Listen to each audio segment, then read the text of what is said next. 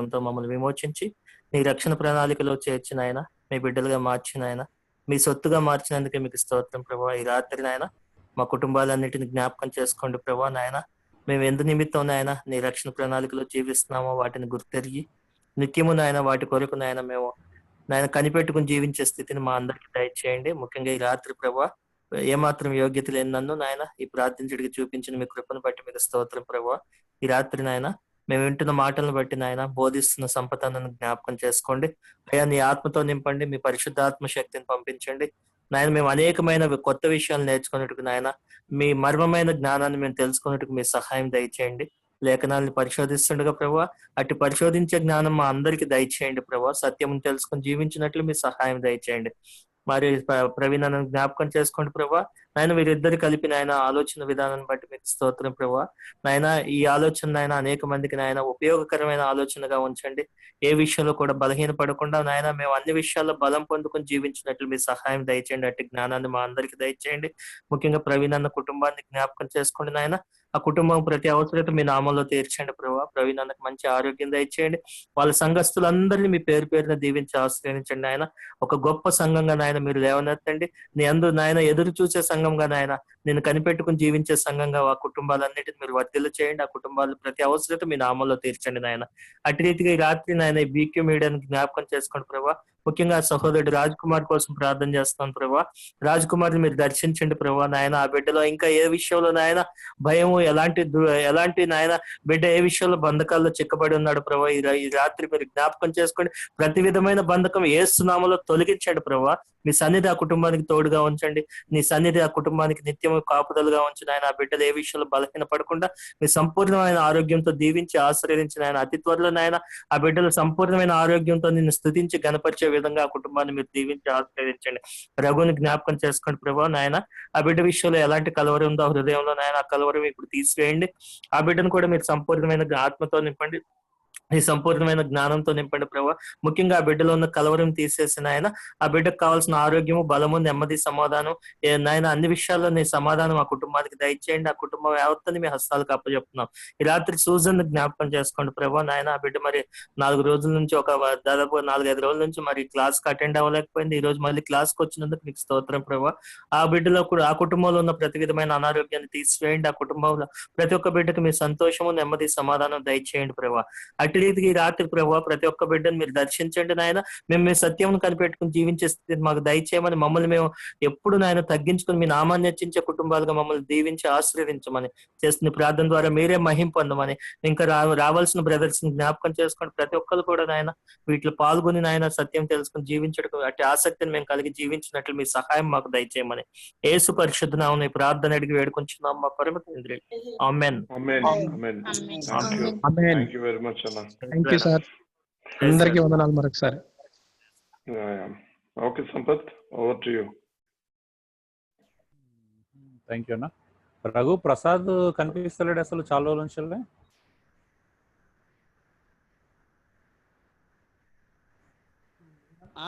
అన్నా తెలీదన్నా, కనుక్కోలేదు.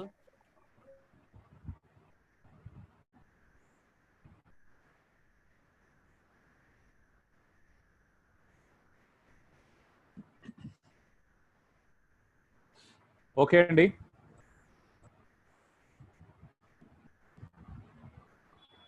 సో ఒక్కసారి రిపీట్ చేయండి నేనేం జరిగిందో.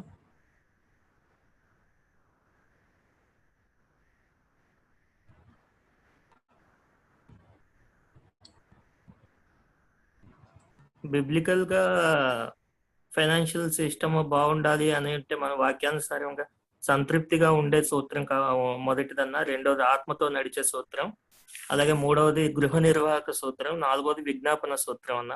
వీటి గురించి నేను చెప్తాను. ఓకే,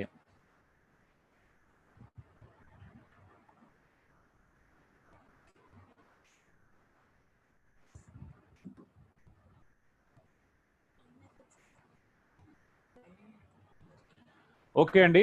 మనం నిన్న 4 ఆర్థిక సంబంధమైనటువంటి వ్యవహారాల్లో 4 అద్భుతమైన సూత్రాలు చూడడం జరిగింది. ఒకటి సంతృప్తిగా ఉండేటువంటి సూత్రాన్ని చూసాం, అంటే ఉన్న దాంట్లో ఎలా సంతృప్తిగా ఉండాలి అనే విషయాన్ని చూసాం. రెండవది ఆత్మచేత నడిపించబడే సూత్రం, అంటే ఏదైనా చేయాలనుకున్నప్పుడు, ఏదన్నా మనం ఏం చేయాలనుకున్న ఆర్థిక సంబంధమైన విషయాల్లో ఏదైనా కూడా దేవుని ఆత్మ మీద ఆధారపడినప్పుడు మనం అనవసరమైనటువంటి చిక్కుల్లో పడిపోకుండా అది మనల్ని ప్రొటెక్ట్ చేస్తూ ఉంటుంది. మూడోది గృహ నిర్వాహక సూత్రం. అంటే గృహంలో, ఇంట్లో మనం ఏదైతే చేస్తున్నామో మన జీతం ఎంత వస్తుంది, మనం ఎన్ని ఖర్చులు పెడుతున్నాం, అలాంటి అకౌంటబిలిటీ లెక్క అనేది, జవాబుదారితనం అనేది మనం కలిగి ఉండాలి. ఎంత జవాబుదారితనం మనం కలిగి ఉంటే మన సమస్యలు అంత త్వరగా పరిష్కరించుకోగలుగుతామని చూసాం. సో 4వది ఏం చూసాం? 4వది విజ్ఞాపన సూత్రం. సో ఇక్కడ మాటలు కనిపిస్తున్నాయి మీరు, సో అందుకే అడిగాను. సో ఏమైనా కానీ విజ్ఞాపన సూత్రం, మీ చింత ఆయనపై వేసి నిశ్చితంగా ఉండుటకు అలవాటు చేసుకోవాలి. ఎందుకంటే దేవుడు మన చింతను మోయడానికి ఆయన ఇష్టపడుతున్నాడు కాబట్టి ముందుగా మీ చింత యావత్తు ఆయన మీద వేయమని చెప్తున్నాడు. దేని గురించి చింతపడకుండా మన విన్నపాలు ఆయనకు తెలియజేయాలంట. మన సమస్యలు ఏంటి, మన పరిస్థితి ఏంటిది. సో తెలియజేయడం మాత్రమే కాదు, కానీ మళ్ళీ అలాంటి వాటి వైపు వెళ్లకుండా జాగ్రత్త పడడం వల్ల ఇంకా అద్భుతంగా ఉంటుంది మన లైఫ్. ఓకే అండి, ఈరోజు 5వ సూత్రం, పాటించే అనుభవించుకునే సూత్రం. పాటించే సూత్రం మనం చేసేటువంటి లైఫ్లో మనం నిజంగా ఎలా పాటిస్తున్నాం, ఎలా అనుభవించుకుంటున్నాం అనే దాన్ని ఈరోజు చూద్దాం. ఒకటి గుర్తుపెట్టుకోండి, నిజంగా మీరు ఆల్రెడీ అప్పుల పాలైతే, నువ్వు ఆల్రెడీ అప్పులో కూరుకుపోయి ఉంటే, నువ్వు అప్పు చేస్తున్నట్లయితే ఫస్ట్ నీ అప్పు పరిస్థితిని గుర్తించు దయచేసి. అసలు ఫస్ట్ నువ్వు అంగీకరించి, నీకు అప్పు ఉన్నదా అనేది ఫస్ట్ విషయం అంగీకరించడం నేర్చుకోండి. ఎందుకంటే చాలా మంది వాళ్ళకి అప్పున్న విషయాన్ని కూడా ఒప్పుకునే పరిస్థితిలో ఉన్నారు. నిర్భయంగా నీ అప్పు స్థితిని గుర్తించండి ఫస్ట్. రెండోది, నీ ఆస్తుల వివరాలు పట్టి రాసుకో. నీకు ఎంత ఉందో రాసుకో. ఫస్ట్ ఆఫ్ ఆల్ నీకు ఏముందో రాసుకో.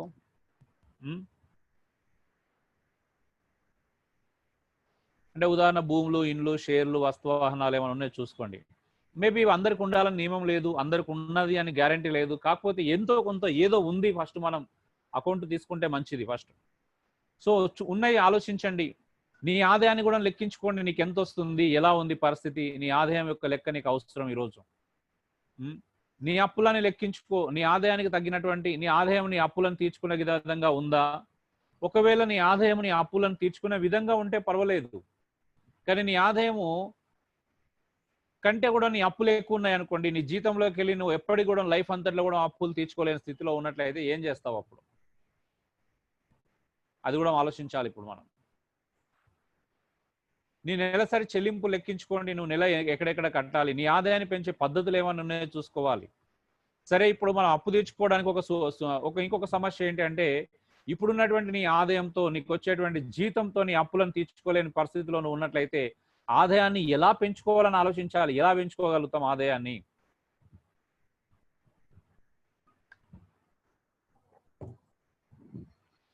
అందుకే నేను నా దగ్గర ఉన్న వాళ్ళకి ముందు నుంచి చాలా జాగ్రత్తలు చెప్తాను. ఎందుకంటే ఉన్న దాంట్లో మీరు ఫస్ట్ సేవింగ్ నేర్చుకుంటే, ఉన్న దాంట్లో మీరు కరెక్ట్గా ఖర్చు పెట్టడం నేర్చుకున్నట్లయితే మీకు అనవసరమైనటువంటి టెన్షన్స్ ఉండవు. లేకపోతే ఎవరైనా పరిస్థితులు బాగాలేనప్పుడు మీకు ప్రాబ్లమ్స్ ఉండవు అని నేను చెప్తూనే ఉంటాను. సో దాన్ని వినకపోవడం ద్వారా కొన్ని నష్టాలు మనం చూడాల్సి వస్తుంది. సో ఆలోచించండి, రూపాయి పోగు చేస్తేనే అలా కుప్పలు అవుతాయి. ఒక్కొక్క రూపాయి మనకి ఎంత ఉంది, ఎంత వస్తుంది, ఎంత పోతుంది అనేది తెలుసుకోవాలి. నీ ఖర్చులను అదుపులో చేసేవి ఏమన్నా ఉన్నాయో ఆలోచించుకోండి. చాలా మంది ఖర్చులను అదుపులో చేసుకోరు. అంటే వాళ్ళు ఎలా ఉన్నారో వాళ్ళ లైఫ్ స్టైల్ అలాగే కొనసాగించుకుంటూ అప్పులకు వెళ్ళి బయటపడాలని చూస్తారు. లేకపోతే వాళ్ళ లైఫ్ స్టైల్ ఏం చేస్తుంది అంటే ఉన్న అప్పులను పెంచుతుంది కానీ తగ్గించదు. అది ఏదైనా కావచ్చు, చిన్న చిన్న విషయాలు కూడా కావచ్చు. ఖర్చులను అదుపులో చేసుకునే ఏమున్నాయో చూసుకోవాలి. అది రోజు మనం తినే వస్తువు కావచ్చు, లేకపోతే ఇంట్లోకి తీసుకెళ్లేది కావచ్చు, ఏదైనా నేను ఆల్రెడీ చెప్పాను. ఎంతో మంది అలా జీవితంలో స్ట్రగుల్ అయిన వాళ్ళు ఉన్నారు. ఒకరికి అలవాటు ఇంటికి వెళ్ళినప్పుడు అలా ఏదో రోజు ఫ్రూట్స్ తీసుకెళ్లడమో, స్వీట్లు తీసుకెళ్లడమో, లేకపోతే ఏమంటారు ఎగ్ పఫ్లు తీసుకోవడంలో, కర్రీ పఫ్లు, ఇంటికి ఖాళీకి వెళ్లకుండా వెళ్ళిన ప్రతిసారి ఏదో తీసుకెళ్తున్నారు చూడండి. వాళ్ళు నిజంగా అది చాలా ప్రమాదకరమైన విషయమే. మరి అవి నిజంగా పెద్ద విషయం కాదనుకున్నప్పుడు మరి అలా చిన్న చిన్న విషయాలు ఎందుకు మనిషి జీవితంలో సమస్యలుగా మారుతున్నాయి, ఎందుకు ఆలోచించలేదు? మరి ఆ చిన్న విషయాలను మనం నాకు తెలిసిన ఒక సహోదరుడు గురించి చెప్పాను కదా ఆల్రెడీ. సో అతను వాళ్ళ ఇంటికి వెళ్ళినప్పుడు వాళ్ళ చెల్లెళ్ళకి కానీ ఇంట్లోకి వెళ్తున్నప్పుడు స్వీట్లు ఇష్టానుసారంగా రోజు 500, 600 అలా తీసుకెళ్లేవాడు. అది ఎలా తీసుకెళ్ళాడు, అలవాటు చేశాడు. కాబట్టి ఇప్పుడు సడన్గా నేను మానేస్తే వాళ్ళు ఏమనుకుంటారు అని భయంతో కొద్ది రోజులు ఏం చేశాడంటే డబ్బులు లేకపోయినా క్రెడిట్ కార్డుతో తీసుకెళ్లడం స్టార్ట్ చేశాడు. ఆ తర్వాత ఏమైపోయింది, అవి తడిపి మోపెడైపోయినాయి. అవి చిన్నవే, కానీ ఒకసారి ఆలోచించండి, రోజు 200, 300 అయినా, 400 అయినా, 500 కాకపోయినా కనీసం రోజు 200 నువ్వు బయటకు వెళ్ళి ఏదైనా కొనుక్కొని వెళ్తున్నావు అంటే నెలకు ఎంత అవుతుందండి? 6,000 అవుతుంది. అంటే అది చిన్న అమౌంట్ ఏం కాదు. 300 అయినా 900 అవుతుంది, అంటే 9,000 అవుతుంది. సో అలా ఎన్నిసార్లు లైఫ్ అంతా ఏం జరగాలి? ఓకే, అందులోకి వెళ్ళి 4 సండేల్లో, అంటే ఇంటి దగ్గర ఉన్నప్పుడు ఇంకెక్కువ ఉంటుంది కదా, అప్పుడు వీక్ డేస్ లో ఇంకెక్కువ తీసుకెళ్తారు, సో వీకెండ్స్ లో సారీ. అలాగా మన జీవితము, మన ఖర్చులు ఎక్కడ అదుపు చేసుకోగలుగుతామో చేసుకోవాలి. మనం కొన్నిసార్లు అనుకుంటుంటాం 50 రూపాయలు కదా టిఫిన్ అనుకుంటాం. ఆ 50 రూపాయల విలువ నీకు తెలుసా? అసలు 50 రూపాయల సమస్య ఎక్కడ మొదలవుతుందో తెలుసా మీకు? మీరు తెలిసినట్లయితే 50 రూపాయలే కదా అని ఎప్పుడు అనుకోరు, 10 రూపాయలే కదా అనుకోరు, 20 రూపాయలే కదా అనుకోరు, 30 రూపాయలే కదా అనుకోరు. ఎందుకంటే ఇలా ఇలా ఇలా చేసి వారి జీవితంలో అప్పుల పాలైన వాళ్ళని చూసా నేను. చేసింది ఏం లేదు, సాధించి ఏం లేదు, గొప్పగా చెప్పుకోవడానికి ఏముండదు. కానీ ఇలా చిన్న చిన్న విషయాలను బట్టి జీవితంలో అనేకమైనటువంటి ఆర్థికపరమైనటువంటి సమస్యలను మనం పరిష్కరించుకోవాల్సిన అవసరం ఉంది. అంటే సమస్యలు వస్తున్నాయి అలా. సో పాటించి అన్వయించుకునే సూత్రంలో బి, నీ జీవన శైలిని పరిశీలించి చూసుకోండి దయచేసి. మీ జీవన శైలి ఎలా ఉంది ఈరోజు? నీకు నీవే ఆత్మ విమర్శ చేసుకో. నీ లైఫ్ స్టైల్,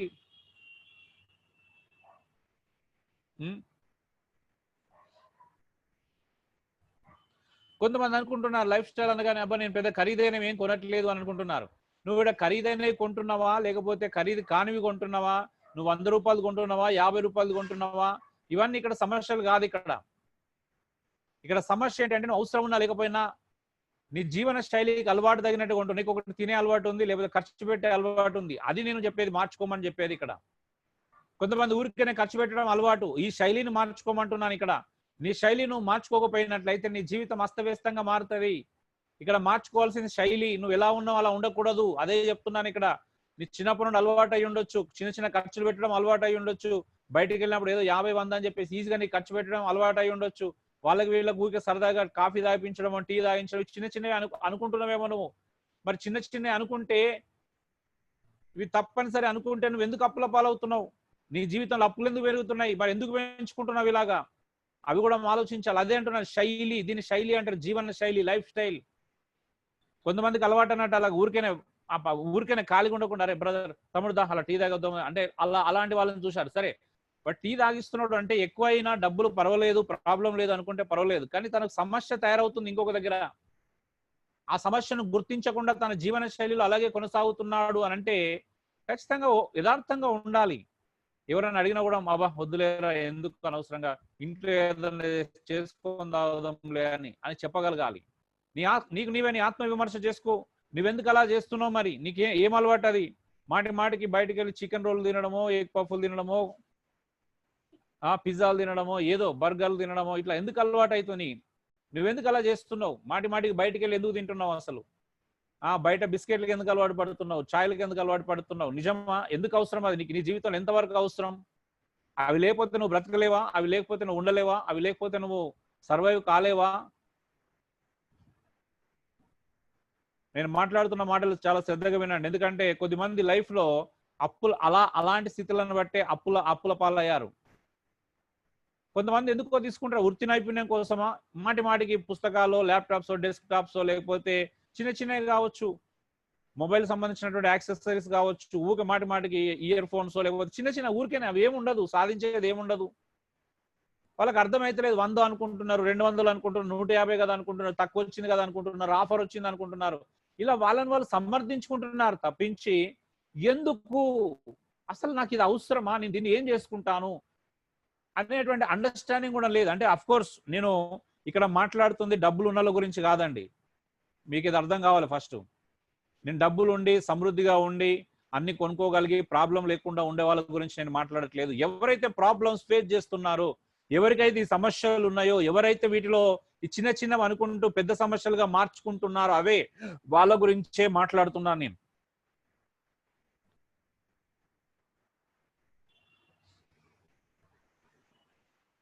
కొంతమంది విరివిగా హెడ్ ఫోన్స్, ఇయర్ ఫోన్స్ అని ఊరికే మార్కెట్కి వెళ్ళినప్పుడు అది 50 రూపాయలు, ఇది 100 రూపాయలు అని చెప్పి ఆఫర్ వచ్చిందని ఊరికే మాటికి ఇలా మార్చుకుంటారు. నాకు అర్థం కాదు. 100, 50 అని ఫోన్ కవర్లో అరే ఈయన పరిస్థితి వరస్ట్ గా ఉంది, పరిస్థితిలో అర్థం చేసుకోవాలి. అర్థం చేసుకోకుండా ఇలాంటి చేస్తుండడం నేను చాలా మంది లైఫ్ లో చూస్తున్నాను. చూస్తామంటే వాళ్ళు ఏమనుకుంటాం, వాళ్ళు అంటే అబ్బా ఇది కూడా తప్పేనా? తప్పు అది కాదు. ఆ చిన్న చిన్న హోల్స్ అనేటివి ఎంత పెద్దగా అయితే మీకు అర్థమైతే మీకు అప్పుడు అర్థమవుతా నేను చెప్తుంది తప్ప ఒప్ప అని చెప్పేసి.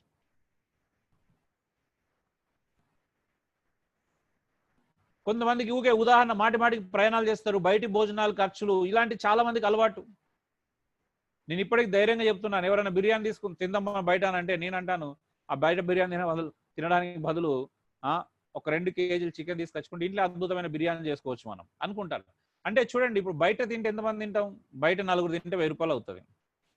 అదే 1000 రూపాయలు ఖర్చు పెడితే ఇంట్లో 15 మంది తినొచ్చు. అంటే మనము చాలా సార్లు ఆలోచించాం, అంటే ఏదో సరదాగా ఉండాలి. ఏమో మరి కొంతమంది ఎలా నమ్ముతారో నాకు తెలియదు. బయటికి వెళ్ళి భోజనం చేస్తేనే ప్రేమ పెరుగుతుంది అనుకుంటారేమో నాకు తెలియదు. అంటే కొంతమంది అలాగా. కొంతమంది ప్రయాణాలు చేసేటప్పుడు ఏమాత్రం తగ్గరు, డబ్బులు లేకపోయినా ఇంద్రాలోనే వెళ్ళాలని ఫిక్స్ అవుతారు, లేకపోతే గరుడలోనే వెళ్ళాలని ఫిక్స్ అయ్యే వాళ్ళు నేను చూశాను. ఉన్నప్పుడు ఎల్లు, పర్వాలేదు. నీకు అప్పు కానప్పుడు, నీకు సంతోషం, నీ ఆరోగ్యం బాగాలేనప్పుడు, నిజంగా నీకు కంఫర్ట్ కావాలనుకున్నప్పుడు, నువ్వు అలసిపోయినప్పుడు ఎప్పుడో ఒకసారి వెళ్తే బాగానే ఉంటుంది. మిడిల్ క్లాస్ ఫ్యామిలీ వాడు అసలు ఇందిరా గరుడ అనేది మిడిల్ క్లాస్ ఫ్యామిలీ కోసమే కాదు. ఫస్ట్ ఆఫ్ ఆల్ కొంతమంది ఎందుకు అర్థం కాదు, 100 రూపాయలు 150 రూపాయలతో అయ్యే దగ్గర 200 250 ఖర్చు పెడతారు. నేను అన్న ఆల్రెడీ చెప్పాడు ఇల్లు గురించి అడిగినప్పుడు. అంటే ఇప్పుడు మనం ఇల్లు కట్టాలనుకున్నప్పుడు 25,000 పెట్టి మనము షవర్ అంటే దానికి సంబంధించిన పెట్టించుకోవచ్చు, లేకపోతే 500 కూడా పెట్టించుకునేటివి ఉంటాయి. కానీ మనం ఎక్కడికి వెళ్తున్నాం, ఏం చేస్తున్నాం, ఇవన్నీ కూడా మనం ఆలోచించాలా. నేను ఎన్నోసార్లు సికింద్రాబాద్ నుంచి వెళ్ళి 229 బస్ ఎక్కి సుచిత్రకు వచ్చిన 11 రూపాయలు 14 రూపాయలు అయిపోతుంటాయి. నా భార్య కొన్నిసార్లు నిజంగా లగేజ్ ఎక్కువగా ఉండి ఇక తప్పదు అనుకున్నప్పుడే క్యాబ్ తీసుకొని వస్తాం. అంటే చిన్న కొన్నిసార్లు అంటే పెట్టే కాడ పెట్టాలి, కంట్రోల్లో ఉండే కాడ కంట్రోల్లో ఉండాలి. అంటే అది నీకు తెలిసి ఉండాలి, నువ్వు ఎందుకు చేస్తున్నావు అనేది. దీనివల్ల నీ కుటుంబం నీ సమస్యలు పెరుగుతున్నాయా తగ్గుతున్నాయని కూడా తెలిసి ఉండాలి. ఎవరికైతే తక్కువ సాలరీస్ ఉండి, కుటుంబం పెద్దగా ఉండి, లేకపోతే మెయింటెనెన్స్ చేయలేని పరిస్థితుల్లో ఉన్న ఇవన్నీ వాళ్ళ గురించి చెప్తున్నాను, వాళ్ళు ఆలోచించాల్సినటువంటి విషయాలు. ఎందుకు కొంతమంది కుటుంబాన్ని ప్రభావితం చేయడానికి విరివిరిగా ఖర్చులు పెట్టడం, చెప్పాను కదా, స్వీట్లు, పండ్లు, ఏదో ఒకటి తీసుకెళ్ళడం, ఇంటికి వెళ్ళి నచ్చడం. ఎందుకు కుటుంబాన్ని ప్రభావితం చేయాలనుకుంటున్నావా? అలా చేస్తేనే కుటుంబం నువ్వు ప్రేమిస్తుందని అనుకుంటుందా నీ కుటుంబం? అలా చేయబోతే నీకు కుటుంబం పట్ల ప్రేమ లేదా అనేది నువ్వు అనుకుంటున్నావా? ఎందుకు అలాంటి ఆలోచనలు కలిగి ఉంటున్నావు నువ్వు అసలు?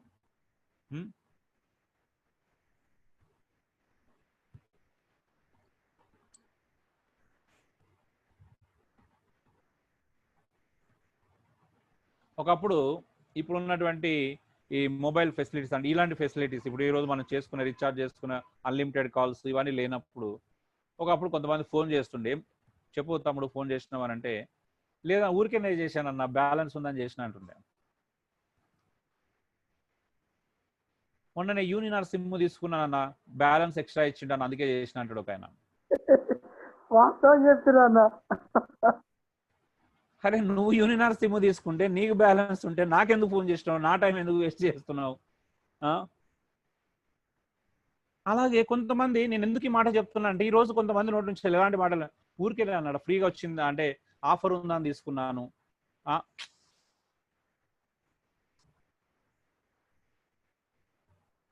ఆఫర్ ఉందని తీసుకున్నాను, నేను ఆన్లైన్లో అలా స్క్రోల్ చేస్తా ఉంటే 200 100కు వచ్చిందని తీసుకున్నా. ఆల్రెడీ నీకు ఉన్నది కదా అది, మరి ఎందుకు తీసుకున్నావు అంటే దానికి జవాబు ఉండదు. 100 రూపాయలే కదా, 100 అడ్జస్ట్ అయితే అనుకున్నాడు, మరి 100 100 100 అని ఇలా 100 పెట్టేసి ఏం చేశాడంటే వేల దగ్గరికి వెళ్తుంది. 100లే కదా అని 100 100 అని వేలు అప్పులు చేసిన వాళ్ళని చూపించమంటారా? మీకు ఎవరికైనా డౌట్ ఉంటే, ఒకవేళ డౌట్ ఉంటే నా దగ్గర నేను చూపిస్తాను. 100 50 అనుకుంటేనే ఎలాంటి పరిస్థితులు మన జీవితంలో ఫేస్ చేస్తున్నారో మనం చూడాలి.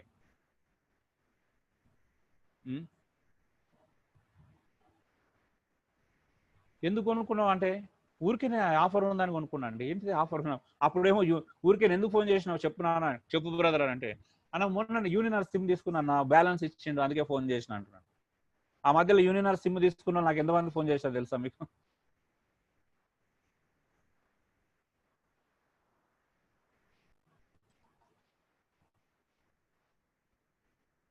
నెక్స్ట్, స్నేహితులను మెప్పించడానిక, కొంతమంది స్నేహితులను మెప్పు పొందాలని చూస్తారు, అందుకే 10, 5 అంటే ఇష్టం విరివిగా ఖర్చు పెడతా ఉంటారు. అంటే ఇక్కడ ఖర్చు పెట్టడం ఎవరు తప్పు కాదు, అంటే ఉన్నోడు ఖర్చు పెడితే ప్రాబ్లం లేదు. అప్పులు వేసి ఖర్చు పెడతారు చూసినా, ఇంట్లో పరిస్థితులు బాగలేకపోయినా, జేబులో డబ్బులు లేకపోయినా, సరేలే ఓ 50 కదా 100 కదా క్రెడిట్ కార్డు వాడదామని చెప్పేసి ఏదో కారణంగా డబ్బులను ఖర్చు పెట్టడం ఫస్ట్ మానుకోండి దయచేసి. వాటి కోసం అనవసరంగా ఖర్చు చేయకండి. ఖర్చుకు ఒక అర్థం ఉండాలి.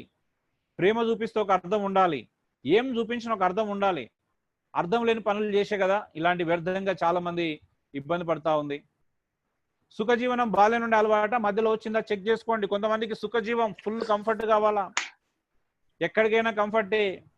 చలికాలంలో కూడా ఏసీ ట్రైన్లు బుక్ చేసుకునే వాళ్ళని చూస్తాం, వాళ్ళకి ఏం చిన్న, మరి ఇంట్లోకి అయితే ఏసీ ఏమి ఉండదు, అదేంటో అర్థం కాదు. పోనీ ఏసీలో పుట్టిరా అంటే ఏసీ ఏముండదు.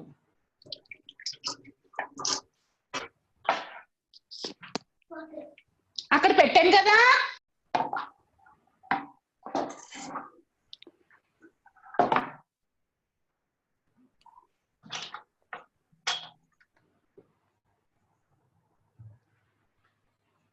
సో ఆలోచించండి.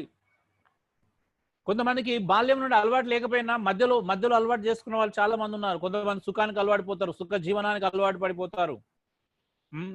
చాలా కంఫర్ట్ కావాలి, ఎక్కడికి వెళ్ళినా కంఫర్ట్స్, చాలా మంది కంఫర్ట్ చూస్తూ ఉంటారు. ఖరీదైన దుస్తులు, వస్తువులు, బైక్స్, కార్లు, కొంతమంది పదే చేంజ్ చేస్తూ ఉంటారు. నాకు తెలిసిన ఒక బ్రదర్ ఉన్నాడు, మీకు తెలుసా ఎన్నిసార్లు బైక్ చేంజ్ చేసాడంటే, నా కళ్ళ ముందే ఇక్కడికి వచ్చి నేను కొత్త నుంచి ఇప్పటి వరకు పరిశోధన చేస్తే ఒక 6-7 బైకులు చేంజ్ చేసాడు ఇప్పటివరకు 6 సంవత్సరాలలో. ఇంకా ఎక్కువనే చేసి ఉంటాడు, నాకు తెలిసిన వరకు చెప్తున్నా నేను.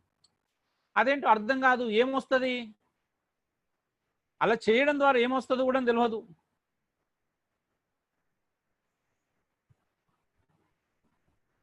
కొంతమంది వస్తువులు మారుస్తూ ఉంటారు, ఏదేదో అర్థమే కాదు, అసలు ఎందుకు చేస్తారో కూడా అర్థం కానటువంటి స్థితిలో ఉన్నారు. నువ్వు కొనేవాడిని అవసరమా అలవాట తెలుసుకో ఫస్ట్. అలవాటు అయితే చాలా ప్రమాదం అండి. అవసరం అయితే, అవసరం కూడా ఏంటిదనంటే, అవసరం కూడా మనం డబ్బులు ఉన్నప్పుడే తీర్చుకోగలుగుతామండి, అది కూడా ఆలోచించాలా. అవునా కదండి? అవసరమైనా కూడా డబ్బులు ఉన్నప్పుడు తీర్చుకోగలుగుతామా, డబ్బులు లేనప్పుడు తీర్చుకోగలుగుతామా? డబ్బు ఉన్నప్పుడు తీసుకోవాలన్నా. అంతే కదా. అవసరాన్ని కూడా మనం డబ్బులు ఉన్నప్పుడే తీర్చుకోగలుగుతాం, డబ్బులు లేనప్పుడు ఎలా తీర్చుకోగలుగుతాం? ఆలోచించాలి కదా. అఫ్ కోర్స్ నాకు తెలుసు ఇప్పుడు ఇది అవసరం అని తెలిసినప్పుడు ఆ అవసరతను కూడా మనం డబ్బులు ఉన్నప్పుడే తీర్చుకోవాలి. డబ్బుల కోసం వెయిట్ చేయాలి మన అవసరతలు తీర్చబడాలంటే. సమ్ టైమ్స్ తెలుసా, కొన్ని అవసరతలు నేను అవసరతలు లిస్ట్ ఇవ్వగలుగుతాను ఒక 20-30 ఇప్పటికీ. ఎందుకనంటే ఆ అవసరతలు మనకు అంత ఈజీగా తీరవు, కొన్నిసార్లు వెయిట్ చేయాల్సి వస్తుంది.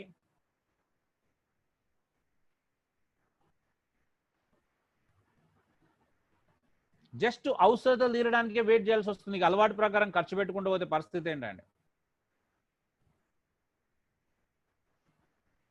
కొంతమంది ఎడ్ సైడ్స్ అదే చెప్పాను కదా, మొబైల్స్, అదర్ అంటే ఆ థింగ్స్ ఈ థింగ్స్ ఊరికే కొంటా ఉంటారు. ఆన్లైన్లో షాపింగ్ చేసే అలవాటు చాలా మందికి ఉంది. నేను చాలా మంది ఫోన్లు గమనించాను, అంటే దేవునికి సంబంధించిన యాప్స్ ఒకటి రెండు ఉంటాయో తెలియదు కానీ ఈ షాపింగ్ యాప్స్ అయితే మాత్రం భయంకరంగా ఉంటాయి. అమెజాన్ ఉంటుంది, ఫ్లిప్కార్ట్ ఉంటుంది, మింత్రా ఉంటుంది, అది ఉంటుంది, అన్ని చూస్తాం అందులోనే. స్నాప్డీల్ కనిపిస్తుంది. ఎంత అంటే ఎన్ని యాప్స్ మెయింటైన్ చేస్తారు చెప్పండి? ఒకరోజు నువ్వు ఖాళీగా ఉండి టైం అప్పుడు టెంప్ట్ అవుతావు, చూద్దాంలే అనుకుంటావు. నీకు ఇతరులకు డబ్బులు కట్టాల్సి ఉన్నది అని తెలిసి కూడా నువ్వు ఇలా చేస్తున్నావు అంటే ఆలోచించాలి. మన ప్రమాదం ఎంత ప్రమాదమైన ఆలోచన విధానం కలిగి ఉన్నామనేది.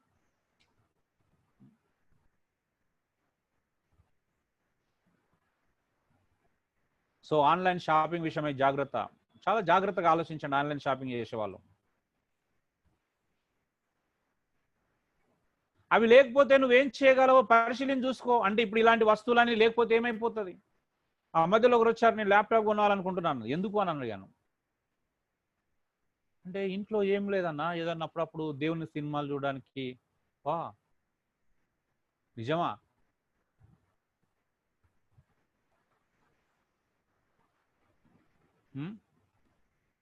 నాకు కామెడీ అనిపిస్తూ ఉంటుంది. అంటే నేను ల్యాప్టాప్ కొనాలనుకుంటున్నాను, సిస్టమ్ కొనాలనుకుంటున్నాను, ఎవరన్నా మాట్లాడుతూ ఉంటే అసలు నిజంగా అంటే బుద్ధిపూర్వకంగా మాట్లాడుతున్నారా, బుద్ధి లేక మాట్లాడుతున్నారా, అసలు ఏం మాట్లాడుతున్నారో కూడా తెలుసా? చిన్నపిల్లల కంటే అధ్వానంగా ఉంటాయి కొంతమంది. అంటే నిజంగా చెప్తున్నాను, ఏదైనా నెసెసిటీ అనేది కనిపించాలండి.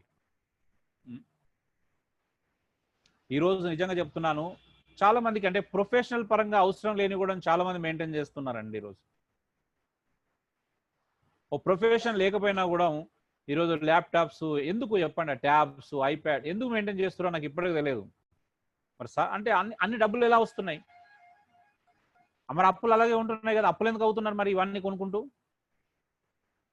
నీకు డబ్బులు ఖాళీగా ఉన్నాయి, ఫ్రీగా ఉన్నాయి, అక్కడ పడి ఉన్నాయి, ఏం చేయాలో అర్థం అయితే లేదు, నువ్వు కొనుక్కుంటున్నావు అని అంటే కనీసం కన్సిడర్ చేశారే. ఎవరైనా వచ్చినాడే ఆమె అట్లా కొనుక్కుంటుంది, ఆయన అట్లా కొనుక్కుంటున్నాడు అంటే పోనీలే వాళ్ళ డబ్బులు వాళ్ళు పెట్టి కొనుక్కుంటారు, నీకు అన్న బాకీ ఉన్నారా అని అడగొచ్చు. నువ్వు బాకీ ఉండి ఇలాంటి పనులు చేయాలనుకుంటున్నా చూసినావు, అది అన్నిటికంటే ప్రమాదకరమైన విషయం. నువ్వు చేయగలిగిన పనులు ఇతరులకు కూడా చేయిస్తూ డబ్బు చెల్లిస్తున్నావా? నాకు తెలిసిన ఇలాంటి వాళ్ళు ఉన్నారు. అంటే 10 రూపాయలు ఇచ్చి ఇక్కడ 5 రూపాయలు ఇస్తారు, అదేం గ్రేట్ అనుకుంటారో నాకు తెలియదు. ఇవ్వచ్చు, తప్పేం కాదు. ఎప్పుడు తెలుసా? ఇవ్వండి, ఎప్పుడు ఇవ్వండి అని అంటే నిజంగా నీకు డబ్బులు ఎక్కువ ఉన్నాయి, అతని కష్టం గుర్తించి ప్రేమతో నువ్వు ఇవ్వాల్సిన సమయంలో ఇవ్వు. కొంతమంది ఉంటారు, ఆటో 30 రూపాయలు అయితే 10 రూపాయలు ఉంచుకోని అంటే వీళ్ళు పెద్ద దాన ధర్మకర్తలు అనుకుంటారో నాకు తెలియదు. కానీ అలాంటి వాళ్ళని కూడా చూశాను, అలాంటి వాళ్ళతో ప్రయాణాలు చేశాను నేను. ఇంట్లో చూస్తే మెయింటెనెన్స్ సరిగా ఉండదు, అప్పులు ఉంటాయి మళ్ళీ వీళ్ళకి. బయట మాత్రం పేరు ఎట్లా ఉండదు, అబ్బా వాళ్ళ సూపర్ ఆ సార్, అబ్బా 200 అయితే 250 ఎక్కువ ఇస్తాడు సార్, ఆ సార్ అనగానే పరిగెత్తుకొని వస్తాడు ఫోన్ అనగానే. వావ్, ఏం సంపాదించుకున్నారు అంటే బయట సమాజంలో.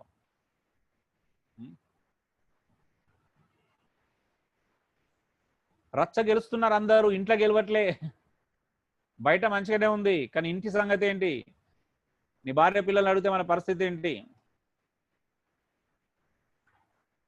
భర్తను అడిగితే పరిస్థితి ఏంటి? భార్యను అడిగితే పరిస్థితి ఏంటి? ఇంట్లో ఏమున్నది? ఇంట్లో ఎలా ఉంటున్నారు? బయట ఆటోల దగ్గర, వాళ్ళ దగ్గర, క్యాబుల దగ్గర మంచి మంచి పేరు సంపాదించుకుంటున్నాం. కిరాణా షాపుల దగ్గర ఇప్పుడు ఏం చేస్తారు అంటే కిరాణా షాప్ దగ్గర పోతే 1500 బిల్ అయితే ఉంచుకొని ఒక 2000 ఎక్స్ట్రా ఇస్తారు అన్నట్టు వీళ్ళు. నేను చూశాను ఇవన్నీ. లోపల ఎన్ని హోల్స్ ఉంటాయి తెలుసా వీళ్ళకి? లెక్క పూర్తి కాదు, లెక్క పెట్టినా కొద్ది ఇంకో 10 అయిపోయిందంటే కనిపిస్తుంది, మళ్ళీ 4 ఎక్స్ట్రా కనిపిస్తూ ఉంటాయి.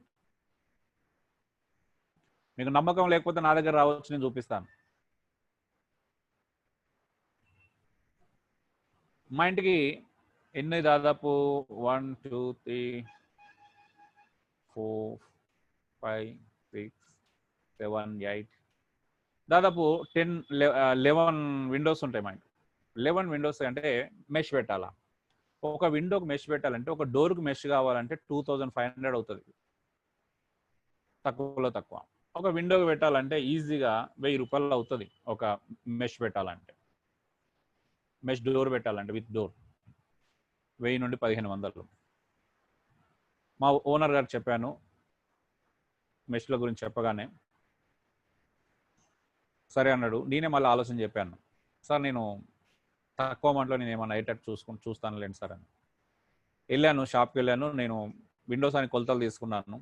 కొలతలు తీసుకొని విండోలకు కావాల్సిన ఐటమ్స్ అన్ని తీసుకున్నాను. గమ్ము తీసుకున్నాను, స్టిచ్చింగ్ దానికి వెనకాల ఉండే ఆ స్టిచ్ చేసేది తీసుకున్నాను, విండో సైజులు తీసుకున్నాను, కరెక్ట్ సైజెస్ అన్నీ తెచ్చి ఇంట్లో దానికి ఏదైతే స్టిచ్ చేయాలో అది స్టిచ్ చేసేసి, మా అంటే వుడ్ విండోస్ కాబట్టి అన్నిటికీ స్టిచ్ చేసేదాన్ని నెయిల్స్ కొట్టేసి పెట్టి ఫస్ట్ అంటించాను. మళ్ళీ ఊడిపోకుండా నెయిల్స్ పెట్టేసి నేనే వాటి అన్నిటిని పెట్టేసుకున్నాను. ఎంతలో అయింది తెలుసా? 11 విండోలకి 2000 లోపే అయిపోయింది అంత. అంటే కొన్నిసార్లు మనం ఇలా కూడా డబ్బును సేవ్ చేసుకోగలం. నేను అందుకే మనిషి ఏమనుకుంటాడో తెలుసా? సంపాదించడం గొప్పతనం కాదు, ఖర్చు పెట్టడం గొప్పతనం కాదు. అన్నిటికంటే ఎవడు మిగిల్చుకోగలుగుతాడో తెలుసా? అన్నిటికంటే గొప్ప సూత్రం చెప్తున్నాను ఆర్థికంగా. ఎవడైతే సేవింగ్ తెలిసిన వాడు ఉంటాడో, 10 రూపాయలు తక్కువ ఖర్చు పెట్టడం తెలిసి ఉంటాడో వాడే రైట్ పర్సన్ అండి. వాడి దగ్గర డబ్బులు ఉంటాయి, వాడు అప్పుల పాలు కాలేడు వాడి జీవితంలో. ఇంకో 10 రూపాయలు ఇతరుల సహాయంలో, కష్టంలో ఆదుకోగలుగుతాడు. అంటే ఇక్కడ తెలివి అంటే ఏంటిదంటే డబ్బులు సంపాదించడం నిజంగా తెలివి కాదండి. డబ్బులు ఎవరైనా సంపాదిస్తారండి. నా దృష్టిలో డబ్బులు సంపాదించమని తెలియకల్లోడని ఎప్పుడు అనుకోను. ఆ సంపాదించిన డబ్బులను సరైన రీతిలో సరైన దానికోసం ఎవడైతే ఖర్చు పెడతాడో వాడే తెలివికల్లోడు.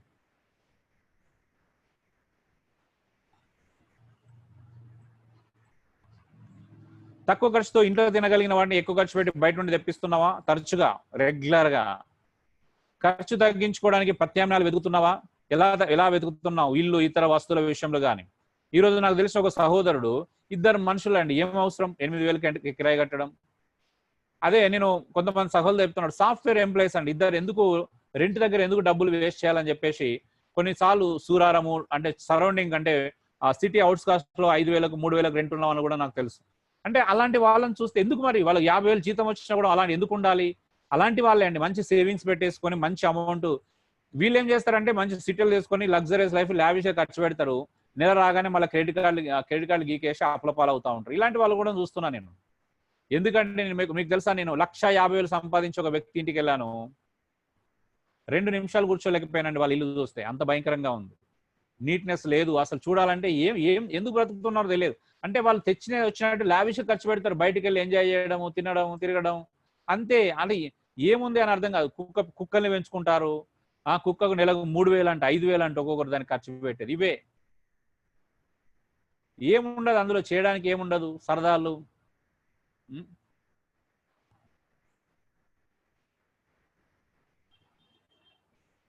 ఈరోజు చాలా మంది డబ్బులు లేక కాదని సఫర్ అవుతుంది. డబ్బులను ఎక్కడ ఎలా ఖర్చు పెట్టాలో తెలియక సఫర్ అవుతున్నారు. నేను ధైర్యంగా చెప్తున్నాను.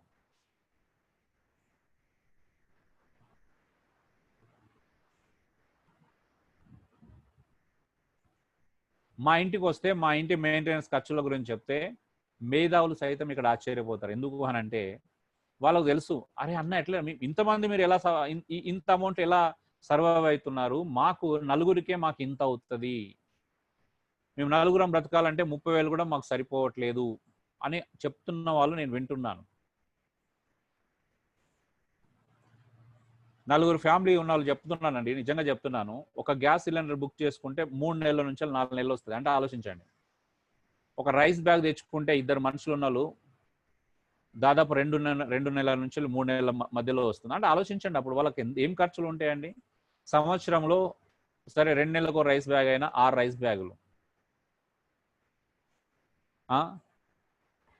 సరే ఎంత మంచి తెచ్చుకున్నా $12, $72, $1,200, $1,300, సరే దానికి 10,000 అనుకో సంవత్సరానికి.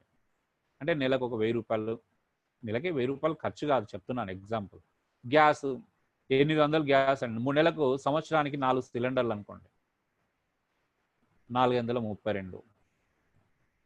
ఇలా నేను లెక్కించానని చాలా సందర్భాల్లో. నాకు తెలుసా, నాకు నెలకి 3 రైస్ బ్యాగ్లు వస్తాయి ఇంట్లో. నెలకు ఒక సిలిండర్ 30 రోజులకు ఎక్కువ రాదు, 1-2 రోజుల కంటే ఎక్కువ కనిపించదు. One month exactly cylinder change చేయాలి.